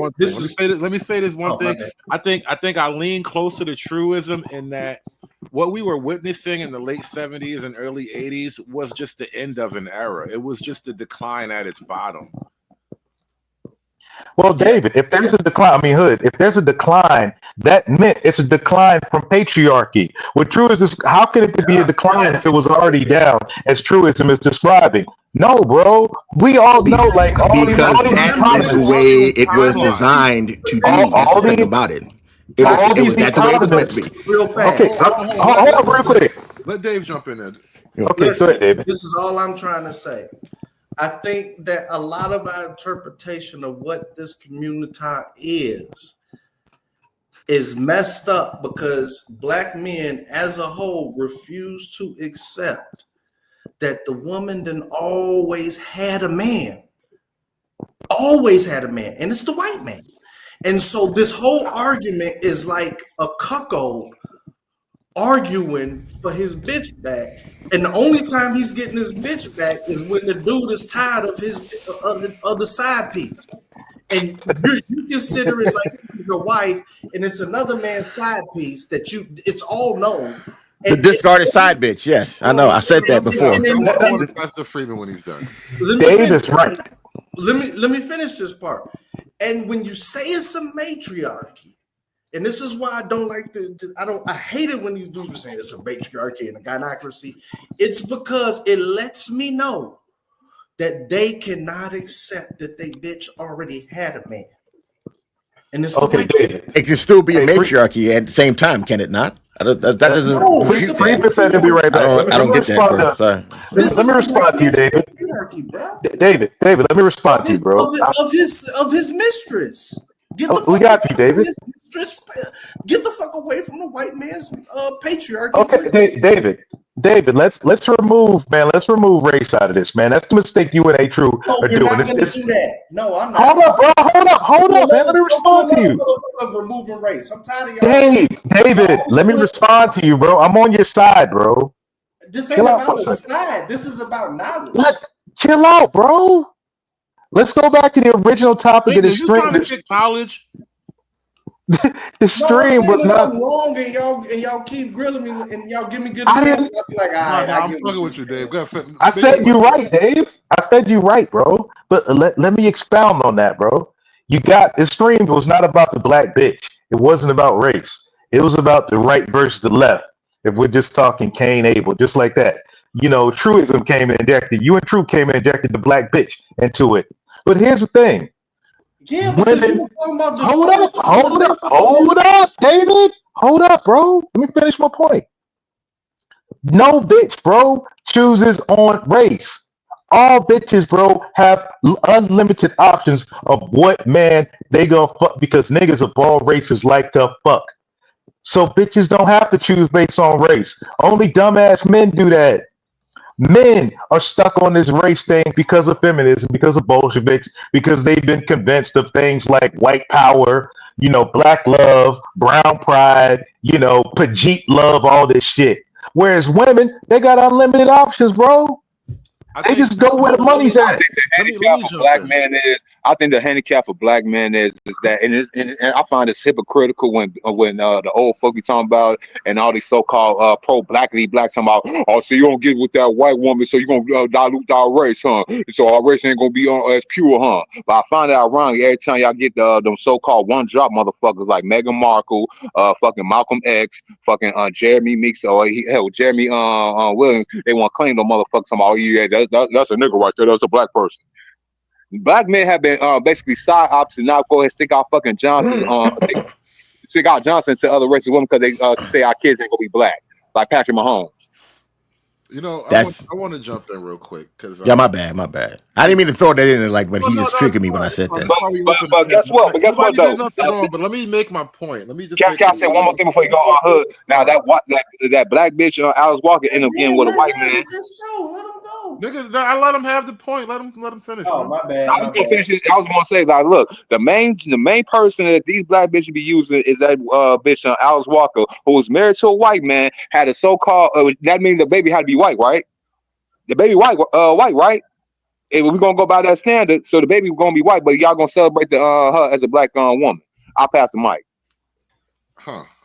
Interesting. I don't even want to think about that too hard because you're gonna get me taken off track what I was thinking. But I just thought it was interesting. Dave and Trey kind of stumbled into it, and Trey kind of scratched on where I was going. And that earlier today, Trey, you and I just a little while ago agreed that the far right movement has to actually lead the right wing. And I'm going to take it a step further. I think it has to be a white movement for the most part. It's not up to me to argue, like, because, you know, white people are going to do whatever's in their own interest. I'm just on the outside of that shit. At the same time, though, I think there's something deeper at play, and it's revealed in this little argument, right? Black men, as evidenced by this little microcosm of a conversation we were just having, black men are more concerned about who their woman is fucking than about where their civilization is going. And I think white men, when it comes to like the woke white and the woke right, white men are grappling with multiple issues at the same time. So yeah, there's the women thing pairing off, and like, you know, incels got to get married too, otherwise no, there's not going to be enough happy guys going to work every day.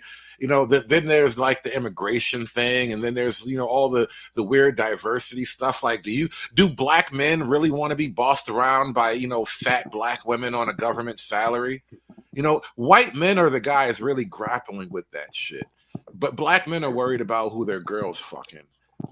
Well, Hood, remember what you said. We don't have the civilization, and that's what I'm saying. That's true too. That's fair. It maybe it belongs to white men to lead that fight, but I'm just saying it openly. I'm just saying, do we have to first acknowledge that we don't have it, because we're holding on to community that is really another man's patriarchy. And You are holding on to community. Niggas are holding on to community. Even in that context, Dave, even in that context, if I were to grab your bull by the horns, what would black patriarchy look like? And wouldn't it not be something like the white man's, which means we have more alignment than we have in Yes, you're correct on that. Yes. No, incorrect. The black man's patriarchy would always be in a continuous loop of what it turned out to be. Black patriarchy will always end up, what about mama? Exactly where it's at. Honestly, Trey, I was excising that whole mama shit from the argument because we're really talking about patriarchy, not nigga shit. But I just mean patriarchy that black men should be doing, which is more like the white man patriarchy. Right. Not this mama. Yeah, as I've said, and I figured it out over 20 years ago. And Clue stated it: remove black, and you win. Remove black, you fuck who you want. You fuck who you want to fuck. You marry who you want to marry. You build how you build. And we've been told, Hood, me and you, we're told in 2020-ish that it will take brothers like y'all, gulag type niggas that don't believe in this whole weird race shit, that are far right, to basically cause change. Because we're immune to how the straight white man is treated. They can't say shit to us. Well, this is kind of why I do this sort of content, is because I at least want to make the argument where there aren't very many arguments like this being made. Truism, you stepped away for a minute. You're back now, right? I mean, I'm here. I'm here. Freeman. Not bad. Freeman's joining off. Freeman said he stepped away. You back? Yes. Yes, I am. Yeah, what's going on? Oh man, everything good. It's been so long, I almost forgot what I was going to say. You just got off work. Boy, I know that happy side. He got a lot of energy now. Like, I'm off of work. Fuck this shit. So. Oh no, he unemployed. No. So back to what you're talking about earlier, right? The whole woke right thing and James Lindsay, and I operate in the grocery store method, right? So they're all kind of wrong. right? Tate and company, right? They get traction because no one is addressing the actual issues, right? But they're Well, before you go too far down the line, grocery store method. Walk me through that briefly, please. I take what I take from it, what I like, and I leave the rest, right? So Okay. do they address actual issues? Yes. Is that, are they still selling nihilism? Yes. So I'm going to leave the selling nihilism, but I'm going to take the giant shift in sexless men that coincided with social media and dating apps, right? So that's a real issue. I'm going to leave, the nihilism, but I'm going to take the media programming that exists, right? I can look at Nick Freitas, right, and say, okay, are men going to have to take this upon themselves to change the environment for themselves? Yes. Yeah. Am I going to leave the just do it just because, alpha your way through it? No, I'm going to leave that alone because, women's freedom has to be addressed. Right. So it's like everyone's talking past each other, and whoever is going to, and really it's emotional, right? Who's ever going to appeal to the emotions kind of wins, right? Because duty as a message doesn't win if there's no reward. If there's no reasonable expectation of a reward, the message of duty just falls on deaf ears, right? What is duty without glory? Right. Exactly. There's only one reward for men. There's only one reward. It's cuckoldry. It's cuckoldry. We know what it is. So that's kind of where I'm at with it. So it is at some point, I think things are changing, but they're not changing for the express reasons of, Tate or Freitas. It's just America's falling apart and you're going to have to rebuild it. It's not like optional at this point. You know what I mean? We're in the point where, projected data centers are going to be using more electricity in, 20 years than America even produces today. So we're going to have to build more power plants. We're going to have to rebuild the grid. Let me redirect you right here, Freeman, before everybody else comes back in. When you say rebuild, that is the hinge. That's the crux of it, right? Because the left wants us to be some kind of, I can't even describe the leftist vision because there's no end to their vision. They just want more of everything until it's nothing, essentially. It's just, endless nothing on top of nothing after nothing, I guess, is the endless leftist vision. But nothing. When you say we have to rebuild, that's the other side. The other side of that is the right wing. And so that is the choice. When you say rebuild, you have to pick a direction. And I'm arguing that the woke right, for whatever warts and ugliness they may actually possess, much like we've seen earlier in history, they offer a more competitive vision than the one that's being sold right now. Well, that is true. But when I say rebuild, I mean literally. I mean, you have to physically rebuild the country, which is going to advantage men. Yeah. Right. And once you're directing resources in a specific direction, resources are going to be directed away from other things. Yeah. Right. So, I mean, I would kill federal student loan guarantees today. Right. I would Thanos snap them out of existence if I could. But short of that, just might do that when he killed the Department of Education. But if we as a country are directing more resources to roads and bridges and dams and the grid, men are necessarily going to be in college less, which is going to lessen women going to college, right? So it's going to work in men's favor, even if, it's not, the lever isn't some men's right activist, right? You know what I'm saying? The lever isn't Andrew Tate. The lever is just the economy and having to rebuild America, Well, if I can respond to you, Friedman, I'm glad one of the things what you brought up about the Andrew Tate versus Fuentes, and they're basically two different methods on how to get the solution. Nick Freitas was the name, right? Freitas. Fuentes. No, it was a clip that I played that was responding to that guy's name. I never knew his name. His name was Freitas, right? Yeah, Nick Freitas, something like that. Yeah. I just want to clear that up. We're not talking about Fuentes. Okay, well, even the Theo Bros versus like the Tate method. The problem with the Tate method is that Tate shows, men how to circumvent the whole process without like fighting the left or even going through the conservatives just to get there. And in the Tate method, you're going to win regardless of who's in office, like who's in power, wherever you're at, you're going to win as a man. That, I think that's, one of the issues that the Theo Bros and, that soft conservatism approach has with the Tate method. Wait, when? I'm just saying the Tate method ain't black middle class values. That's all. What is the end game of Tate? Like, you're not gonna get the black middle class man to go with Tate method. And this is why, that's why I was trying to explain though the Tate method. You can't build a society on that. You can have a society that functions enough to have a Tate. You can, it won't harm society, but you can't build society on the Tate method. And that's exactly what I'm saying. And I'm not referring to like blacks. Like David, I don't talk about the monkeys, bro. I'm sorry. Just what they are, bro. Niggas. I don't even consider them in the equation. They don't exist to me. Middle class men are monkeys, bro. They don't, man. If they married to the bitch, bro, they're not even like in my equation. Now I can't trust them, bro. You can't work with them. Can't do anything with them. I simplify that. I simplify that. Like the nigga who will shoot himself, because that's literally just saying black middle class men. No, bro, no. So back to what I was saying about the Tate W is exactly what Hood described. You build. Come on, Drencher. You build your own economy.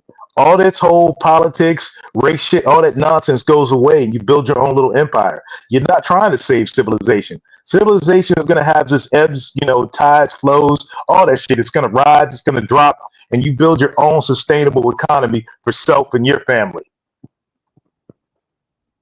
All right. You just fucked my head up for a second with saying black middle class men are monkeys, but go ahead. That fucked my head. Not just monkey.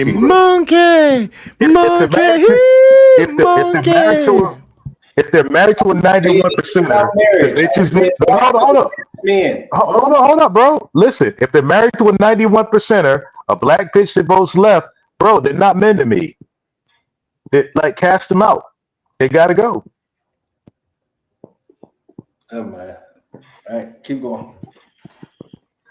You can't dispute that, bro. I mean, think about it, bro. You got the so-called and shout out to my Pookie and Ray Rays. I'm a former Pookie, but guess what? They are the premier male feminists. They'll tell you all day that these bitches are you can't handle a strong black woman. Why you gonna leave the so-called black woman? What she do to you? Who hurt you? All like if they talk like that, they are your ops, bro. And unfortunately, they in the middle class and the lower class and the poverty line, bro. The only big shot dudes that talk this shit is probably Robert Smith. And guess what woman he married to?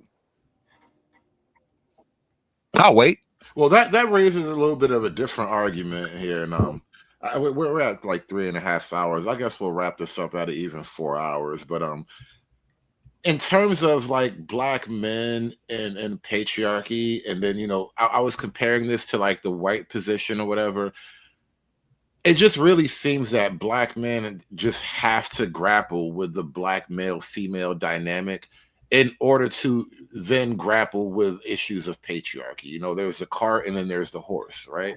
And you can't really go out into the world projecting patriarchy if your house isn't in order.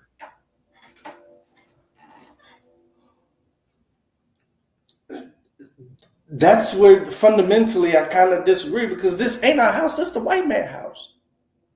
That is an internal. I mean, Dave, that's an internal issue of how maybe you see yourself in the grand scheme of like this American place. No, I'm talking about as the black community. Like I hit that epiphany. Like this is the way it is because these houses in cahoots with the. Dave, I get your framework, and I know exactly where you're coming from when you say that, but I think standing in that framework is a losing position. You're starting out from a losing position, so you can. No, it's a winning position because I'm standing away. You have nowhere to go with that. From that community. But Dave, you really have nowhere to go in that. If it's the white man's patriarchy, are you saying that you have no skin in the game whatsoever? So fuck it, I'm opting out. That's kind of where I'm. Okay, now right. So you have nowhere to go. Where are you gonna go then? No, what's happening? You're right. It's nowhere to go. It's a blank slate where I'm. Thank you. And the beauty of it is, and what I'm noticing is that there's a lot of hoes from other races that want a blank slate too. And hey, I'm ready That's to her build daddy that. house, though. What's so you don't want to be in the white man house, but you're gonna be in some foreign third world bitch's house. What do you mean foreign? Third. Oh my god. It's hoes all over America. And black men. Oof. Dave, you don't get it, bro. You don't. Yeah. You fucking don't. And this is why I have to have this conversation with more white men. Dave, I'm gonna replace you with a cracker. I swear to God. Y'all might, maybe I said Is cybertoxin available, bro? Can cyber jump on the panel? Snowman, I'm not sure. Ragnarok. I'm not sure if I said it Bring right. back Ragnarok, God damn it. Is Bandit around? Okay, so what I'm saying is if it's kind of pulling in Trey and the Crow, both is pulling in all the theories. One, he said, "Yo, man, you ain't no fucking black man. You a monkey if you married to a black woman." It's a little No, black woman, that black bitch. It's a little harsh, but I hear where he's coming from. So what I'm saying is that you have a lot of single dudes out here. Dave, please stop for a moment. Let me try this from a different angle with you, please. Okay. Angry Snowman, I'm gonna hit you the link real quick. I need a Caucasian take on this. It's a little too niggery in here. Dave, I just realized talking to Dave, it's a little too niggery in here. Well, I'm a white man. What are you talking about? I got the paperwork. What are you talking about? I got the paperwork as a white man. Apparently, the combined whiteness isn't enough. We need to get right out the cows, right? Too many black songs to be a white man. No. What I'm trying to explain to you, Dave, right? When you say this the white man's house, and then you totally accept that you have no ownership of it. What I'm raising to you is that once you do accept that this is your house, right? Even if the white man even if you live in the white man's neighborhood, it's you have a house, which means you have ownership in it, even if it's alongside the white man, right? At that point, the house you own belongs to a neighborhood where everyone owns their shit. So now you have a shared interest, right? And that neighborhood expands into a whole community. The community expands into a city. The city expands into a county. The county expands into a state. The state expands into a nation. That is the argument. That's why when I tell you you're making a loser's argument by giving yourself no place to go, by giving ownership only to the white man, you are cutting yourself out of anything worth having. Oh, I think we're talking about different house as in the bitch. That's the white man's girl. But you're talking about the bitch because you're black, and I want you to stop thinking like a nigga for a minute. You requested a cracker? No, I'm saying I did. No. You're interpreting my statement from a possession real estate standpoint, and that's not what I was talking about. I was talking about. Was I talking about actual real estate? You think I was talking about escrows and shit, motherfucker? Oh God! That's what I think. He does. You know he does. So what are you talking about? What are you trying to tell me to fight to get? I'm gonna stop for a minute, and I wanna let Snowman take the floor. What's going on, Snowman? What's good, Mr. Conservative? What did you need the crackers' opinion on? Save us, white man. Well, one, Dave is making the argument that this nation is only the white man's, and I'm making the argument. No, I'm not. I'm him, saying that Kish is the white man's. Sir, Quisper, get out and let him to explain to me what's going on. Stop talking about the woman. If you stop talking about the woman, then you would understand me, because I am not making an argument contingent upon any woman. But you're using my name to say I said something. I wasn't referring to physical property. I was referring to whose girl that Who owns Keisha? Who owns Keisha? Who Keisha? You own Keisha. Again, I'm speaking above that though, and this is maybe why I'm not understanding. I wasn't. My comment didn't go above that then, because at no fair point enough. But do I think the land and all this other shit. I want now that you said that, now that we both agree on that, raise your comment up to where I want to talk about it. Does this whole franchise only belong to the white man? Absolutely not. Fuck no, you crazy. Hell no. That's what. Well, okay then. So now that we're not talking about women, we're making sense now. You see how wonderful this is? Okay, all right. You got to get away from that girl math, Hood. Yeah. This Dave. He keep want to do girl math. This is fucking Keisha plus this. No, and Keisha y'all squared. can't do that. Y'all What's can't the be cube talking of about the Keisha girls and then I pussy? jump This in nigga and then keep y'all talking say, about why are you Keisha talking shit. about the girls? Dave, I'll clarify before Snowman goes. What I said was that females are the end game. Like the Bolivians, everybody's end game is to get a mate. How you get there, if you let women define how you get there, that's how society gets all fucked up. That's how it crumbles. And then the argument I want to raise, and this is why I'm gonna kick it back to Snowman, and this is what I was trying to explain to Dave also, right? When you take the Keisha thing off the table, yeah, the white man, he has the relationship shit with women. That's one concern. But there's also the immigration issue.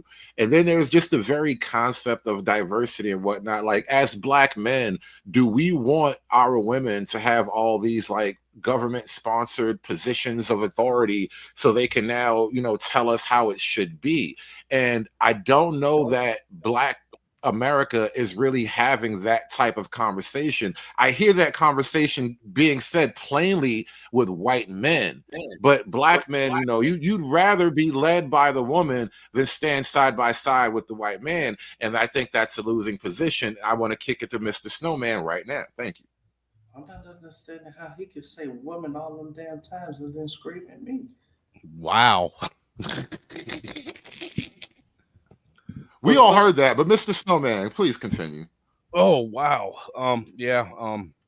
What Hood said, for the most part, I can't argue with that. Anything he said. I really don't have anything to add to it either. I mean, you kind of covered it, sir. What can I say other than the shit that's going on is all being, it's all a big smokescreen, to get you to fucking think that you're fighting me and that I'm trying to control everything, and that's not the case. Point your guns elsewhere, like we were saying yesterday. I don't want you to be my friend. Yeah, we had this kid Jason on the panel. He came up yesterday, and he was taking a similar position to what I'm describing right now. And it's like nobody's asking the Black man to go be friends with the white man. Right. That's a little too much. I would never. I'm not asking you to give me your undying trust and shit either. Just point your guns where they need to be go. Fair enough. Fair enough. I mean, we all know who the enemy is. Why do we keep pretending like someone else is the enemy? When you put it like that, that's kind of fair enough. As long as motherfuckers ain't talking about no goddamn kumbaya. We meet up on issues, and as long as motherfuckers stay on them issues, shit all good. Right. Yeah, you can have your neighborhood, and then you can go deal with your Keisha, bro. That's not the fucking... Why you keep trying to put Keisha on me, nigga? Because I know it was in the back of your mind. No, it ain't. You do not. Because it was on the tip of your tongue. Every word you say, I hear a K sound in every word you say. You just ready to say it. I ain't even gonna say it. At the end of the day, too, I don't understand why Black men would even want to, back up DEI. I mean, as men, do you want to sit and have other men think that the reason why you got a position is because some quota and that you didn't deserve it? Or do you even want to be put in a position that you're not qualified for? That way you look like an idiot when you can't do it. Here's the reason why. Snowman, there's a reason for that, Snowman. What's going on with DEI? Because I don't compete like that argument. I'm just asking the question. I'm just asking the question because I know me as a man, I don't like being told that I'm getting something or something's happening to me just because of a quota being met. But that's always going to happen to Black men. There's no time in my working career where there hasn't been a narrative somehow, some way. The only people that can stop that is you, sir. Government is sponsored a Black man working. That's sir, never the only people that can change that is you.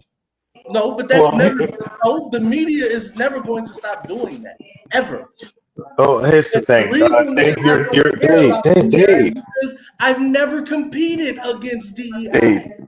Dave, you're internalizing it, bro.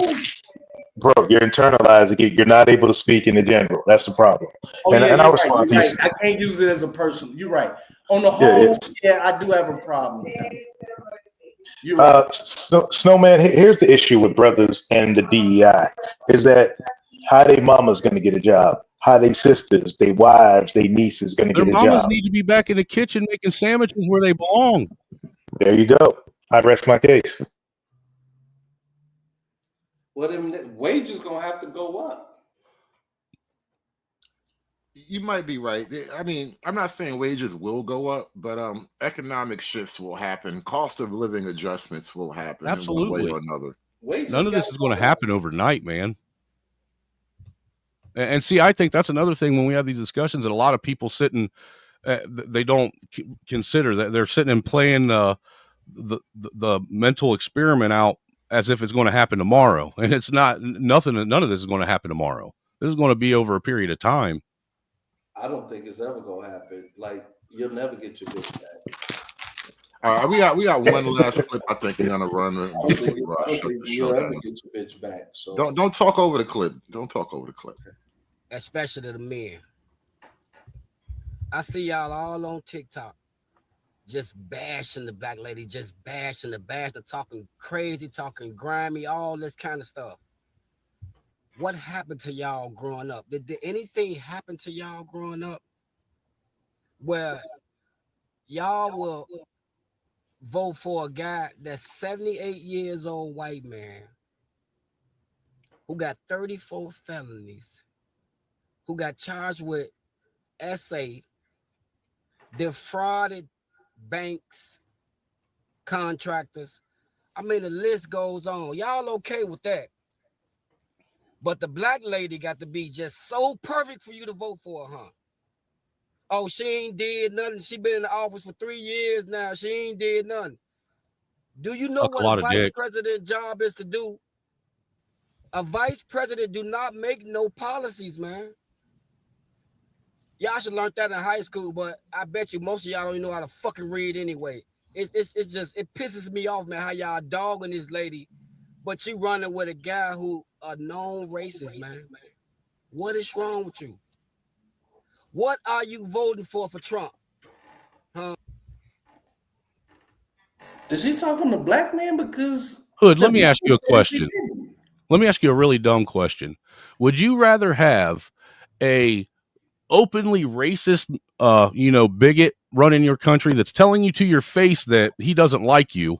He really doesn't care whether or not you're part of this nation, but as long as you're here and you're going to be an American, he's going to do things to somewhat help your plight, not directly but indirectly.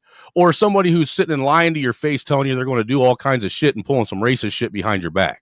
Neither. That's why most black people chose the couch.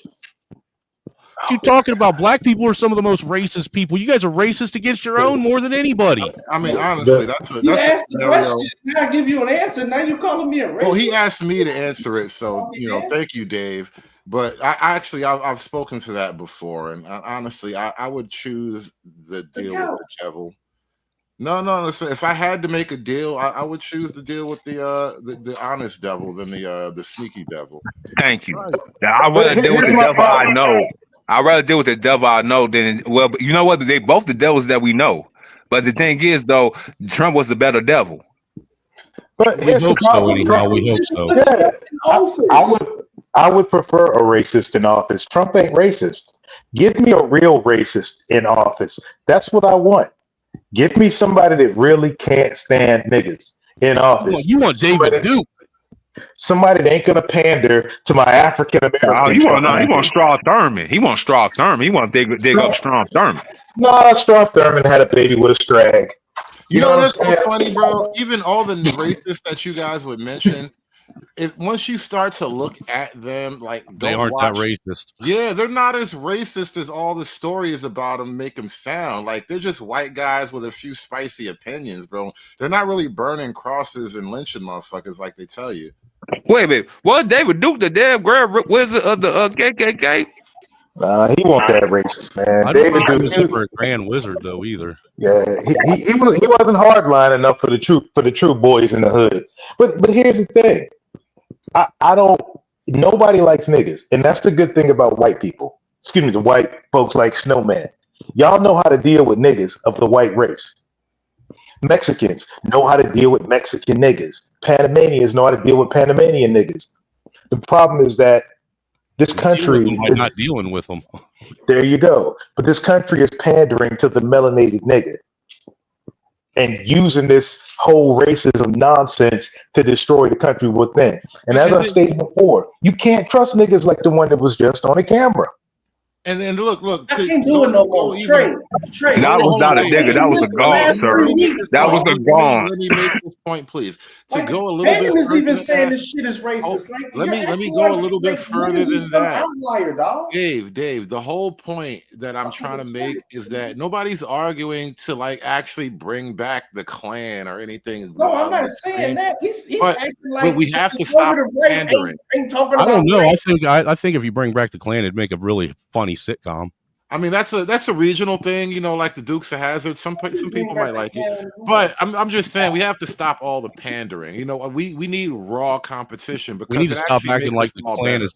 We need to stop acting like the Klan is just out here executing black people like it's 1602 again. Nah, we need to be vigilant just in case they pop out. Be vigilant. That's what men should be doing, right? But be a man about it. Don't be a bitch about it. Bro, were you scared of another man? You scared of a bunch of dudes, bro, putting on some costumes, looking like some damn Spanish priests, bro? Are you not scared? Oh, you ain't never broke shit, shot shit, hurt nobody, nigga. Really? He doesn't know who you are, Trey. I know who he is. He ain't gonna do it on American soil. You'll do it with your uncle man telling you. We're not gonna have that fight. Dave, you're doing too much. We're not gonna have that fight. I want to see this. Okay, David. Would you rather get a massage from a man or surgery from a female doctor? Wow. Like minor Man, surgery? that's a fucked up serious choice. surgery, like a blown kidney or something. Good That's a question, fucked up Peter. choice. Is the man gay? Nope. Is the female doctor at least Jewish or Asian? No, but actually, you know what? I'm going to take it up a notch. Hispanic female doctor or gay male masseuse? Hispanic Motherfucker. No. Oh. So it's basically, would you rather get a massage from a gay man or die? Would you rather get a massage from a man or surgery from a female doctor? Wow. Yo, man, this is creepy, bro. Man, I thought the Simpsons was one motherfucking conspiracy progenitor. Now, Family. Oh my god, Family Guy been doing Family it Guy too. took the cake. Family Guy, like they come up. I mean, you know, South Park is my show of all shows as far as cartoons go, but Family Guy has had some great runs. no, the conspiracy rabbit hole. Simpsons kicked that shit off and still hold it, but now Family Guy, they jumping in along with the Boondocks too. So this was predicted programming. They knew this was going to happen. It's not that hard to predict when it's I predictive wouldn't call this programming. conspiracy. I wouldn't call this conspiracy theory. They're just making fun of, you know, minority doctors and shit. But Hood, this episode came out before this catastrophe happened. So this was predicted programming. Bro, women have been doctors ever since Dr. Quinn Medicine Woman. No. Not these are competent bitches right here. These are competent bitches right here. Yeah, there's a big difference between the female doctors now and the female doctors that were led by men, that were supervised by men. That was the name of the show. No, there's a difference between. Look, you see what this says on the screen? Half of the UCLA med students fail basic tests since lowering standards. So they already failing on lower testing anyway. No. Hey, Mr. O, I hate to bring back up, you know, the community, but I was on a post on Instagram in the comments about DEI. You know, one of these big community like Instagram pages, and they were arguing what's wrong with a DEI airline pilot. All the niggas in the comments were justifying getting on a plane with a DEI pilot. I don't see a problem with that. What's wrong with it? All pilots got to go through strenuous tests. Are they going to eat at a soul food place that hires a DEI chef? You know, this is why you can't build a civilization with the Negro, bro. You can't do it with the Negro. And that's why I prefer openly racist. I said incompetent. I'm sorry about that. I said incompetent bitches. I probably got bored out or something like that. I said incompetent bitches. Hey, another successful flight. All glory be to God. Just touched down at the airport. Dealing with this career, you got to be cautious. Most of all, you got to stay prayed up. Believe it. Hey. Does that motherfucker got a grill in? So, yeah, would you rather fly on young nigga the YN Airlines or driving. I'm not flying on the soul plane, sir. I'll take my chance with Snoop Dogg. Black people. I'll take my chance with Snoop Dogg from Soul Plane before I let this nigga fly me up to anywhere. What's the other option? What's the other option? Name an airline crash with a black pilot. We don't have many black pilots. I think it's a per capita We've been flying for a long goddamn time. The C-130 that crashed in Jalalabad, Afghanistan when I was there.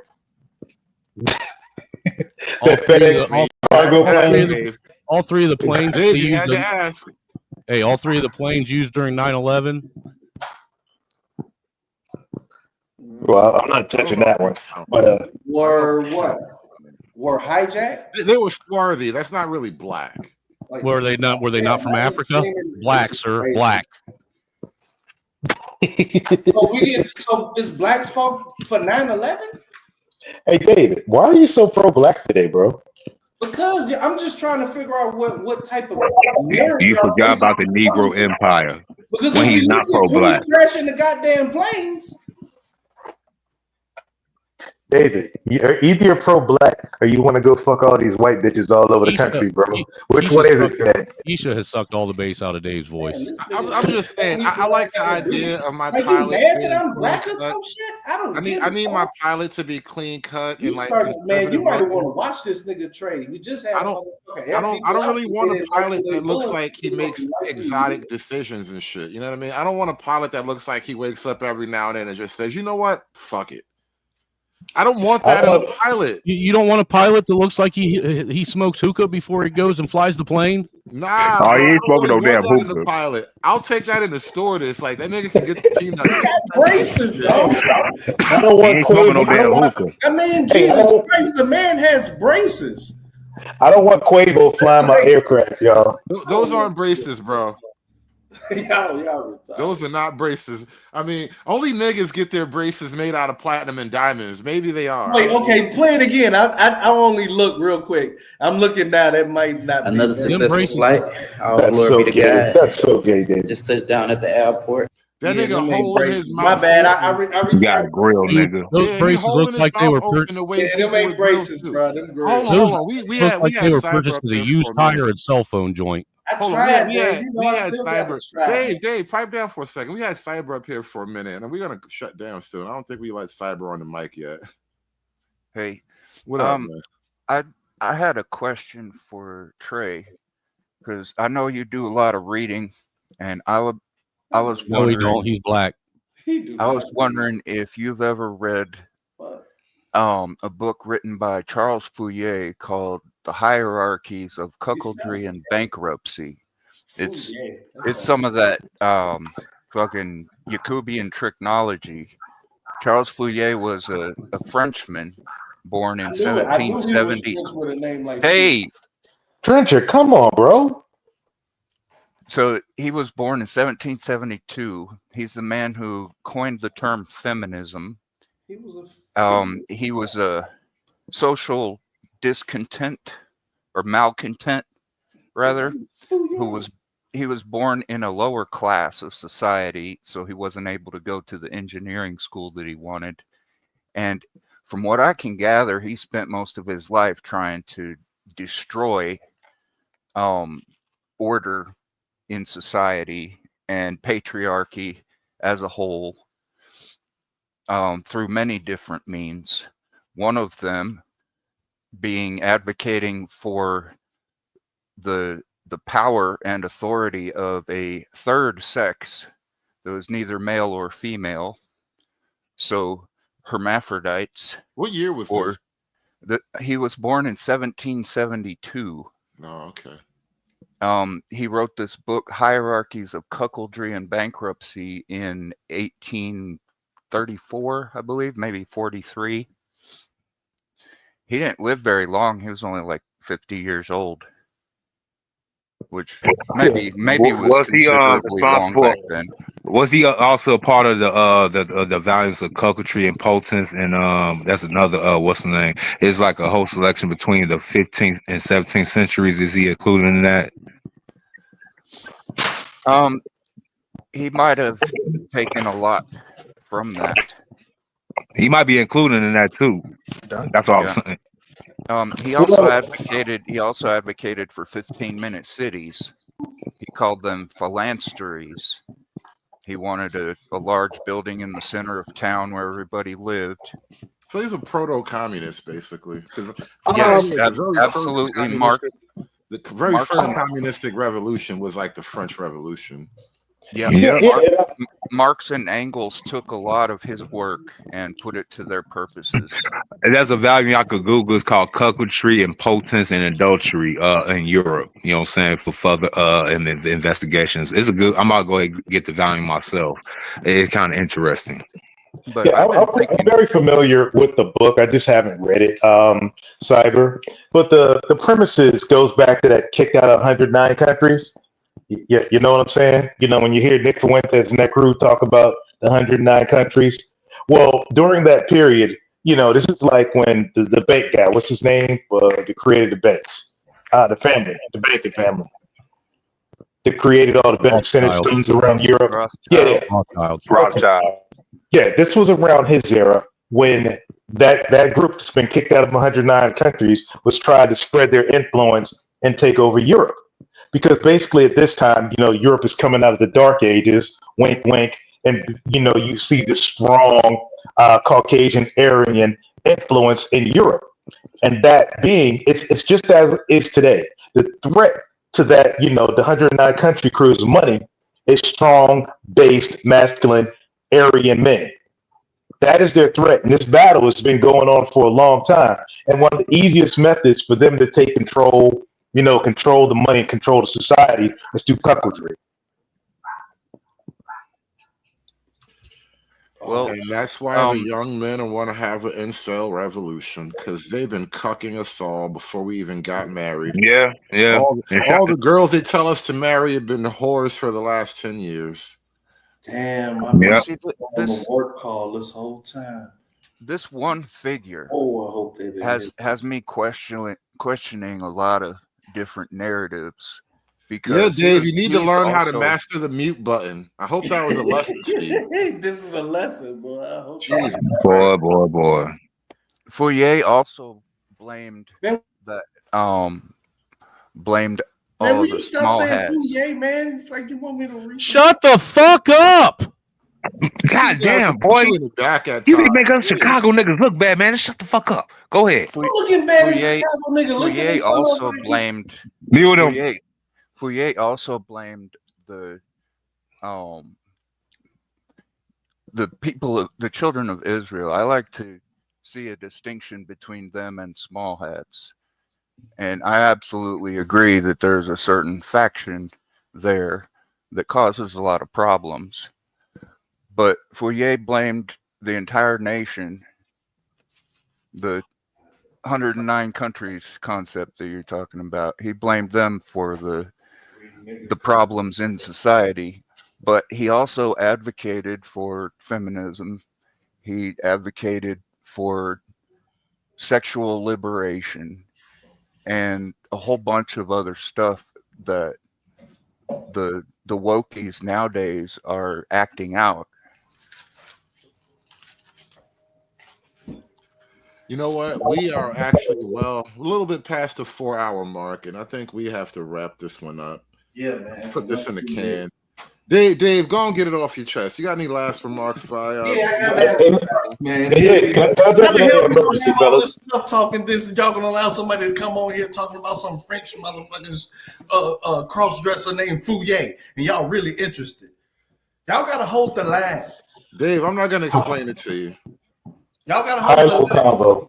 But Dave, I was on your side today for a little bit, Dave. I gotta take off, fellas. Hey, Skyber, I'm gonna email you, bro. Let's talk about this another time, man. I'm gonna chop up a string and I'll talk about this, bro. I'll get y'all fellas later. Peace. That sounds good.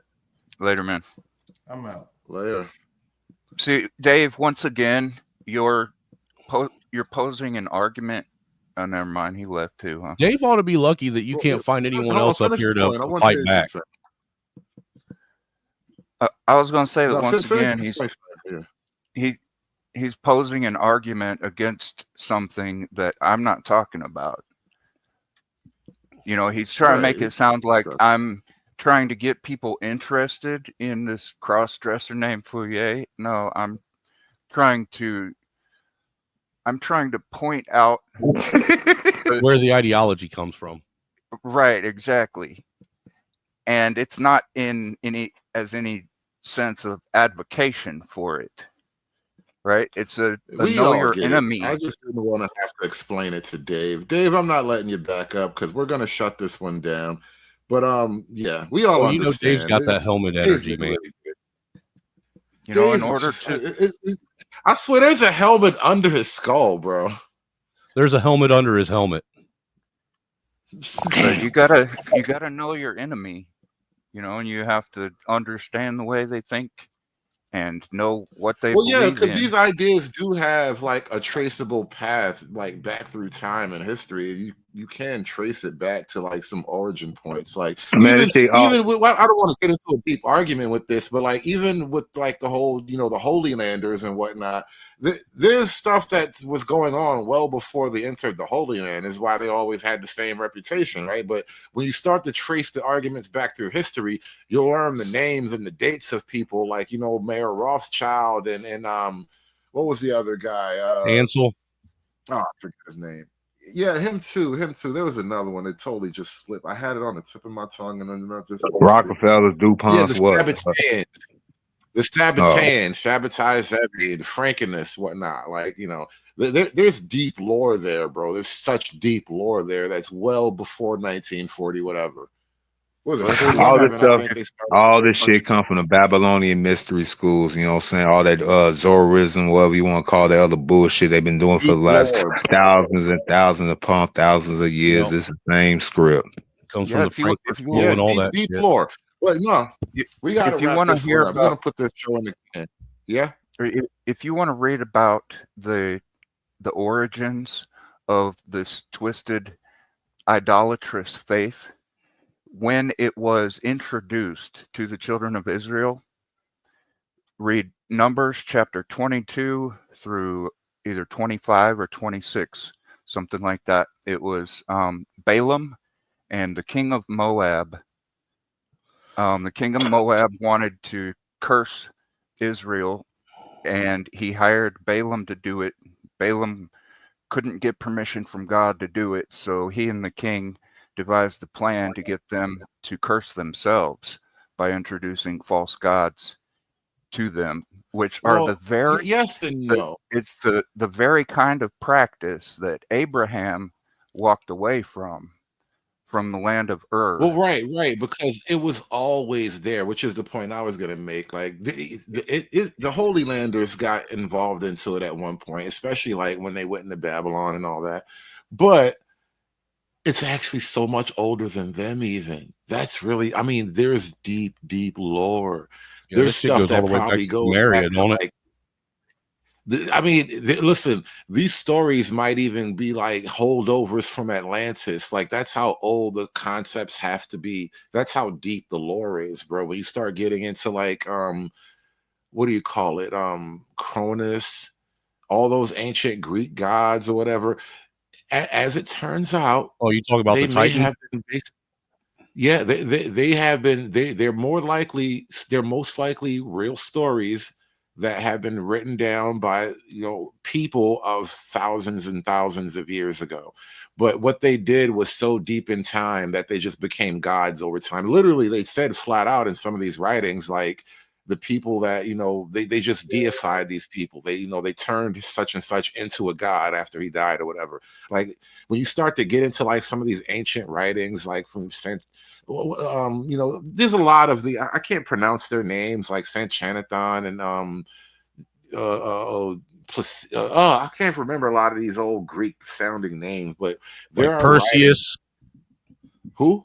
Perseus. No, Perseus is the name of a hero, but I No, mean, he was a demigod. no, he's he's a hero. But no, I mean like the people who wrote down the stories. Oh, like, you're talking about like Plato, Socrates. Yeah, but lesser known. But you know, people who wrote great works and like, you know, of history. Like, so imagine being in the era of Socrates, writing history that happened 5,000 years before you were alive, right? That kind of history.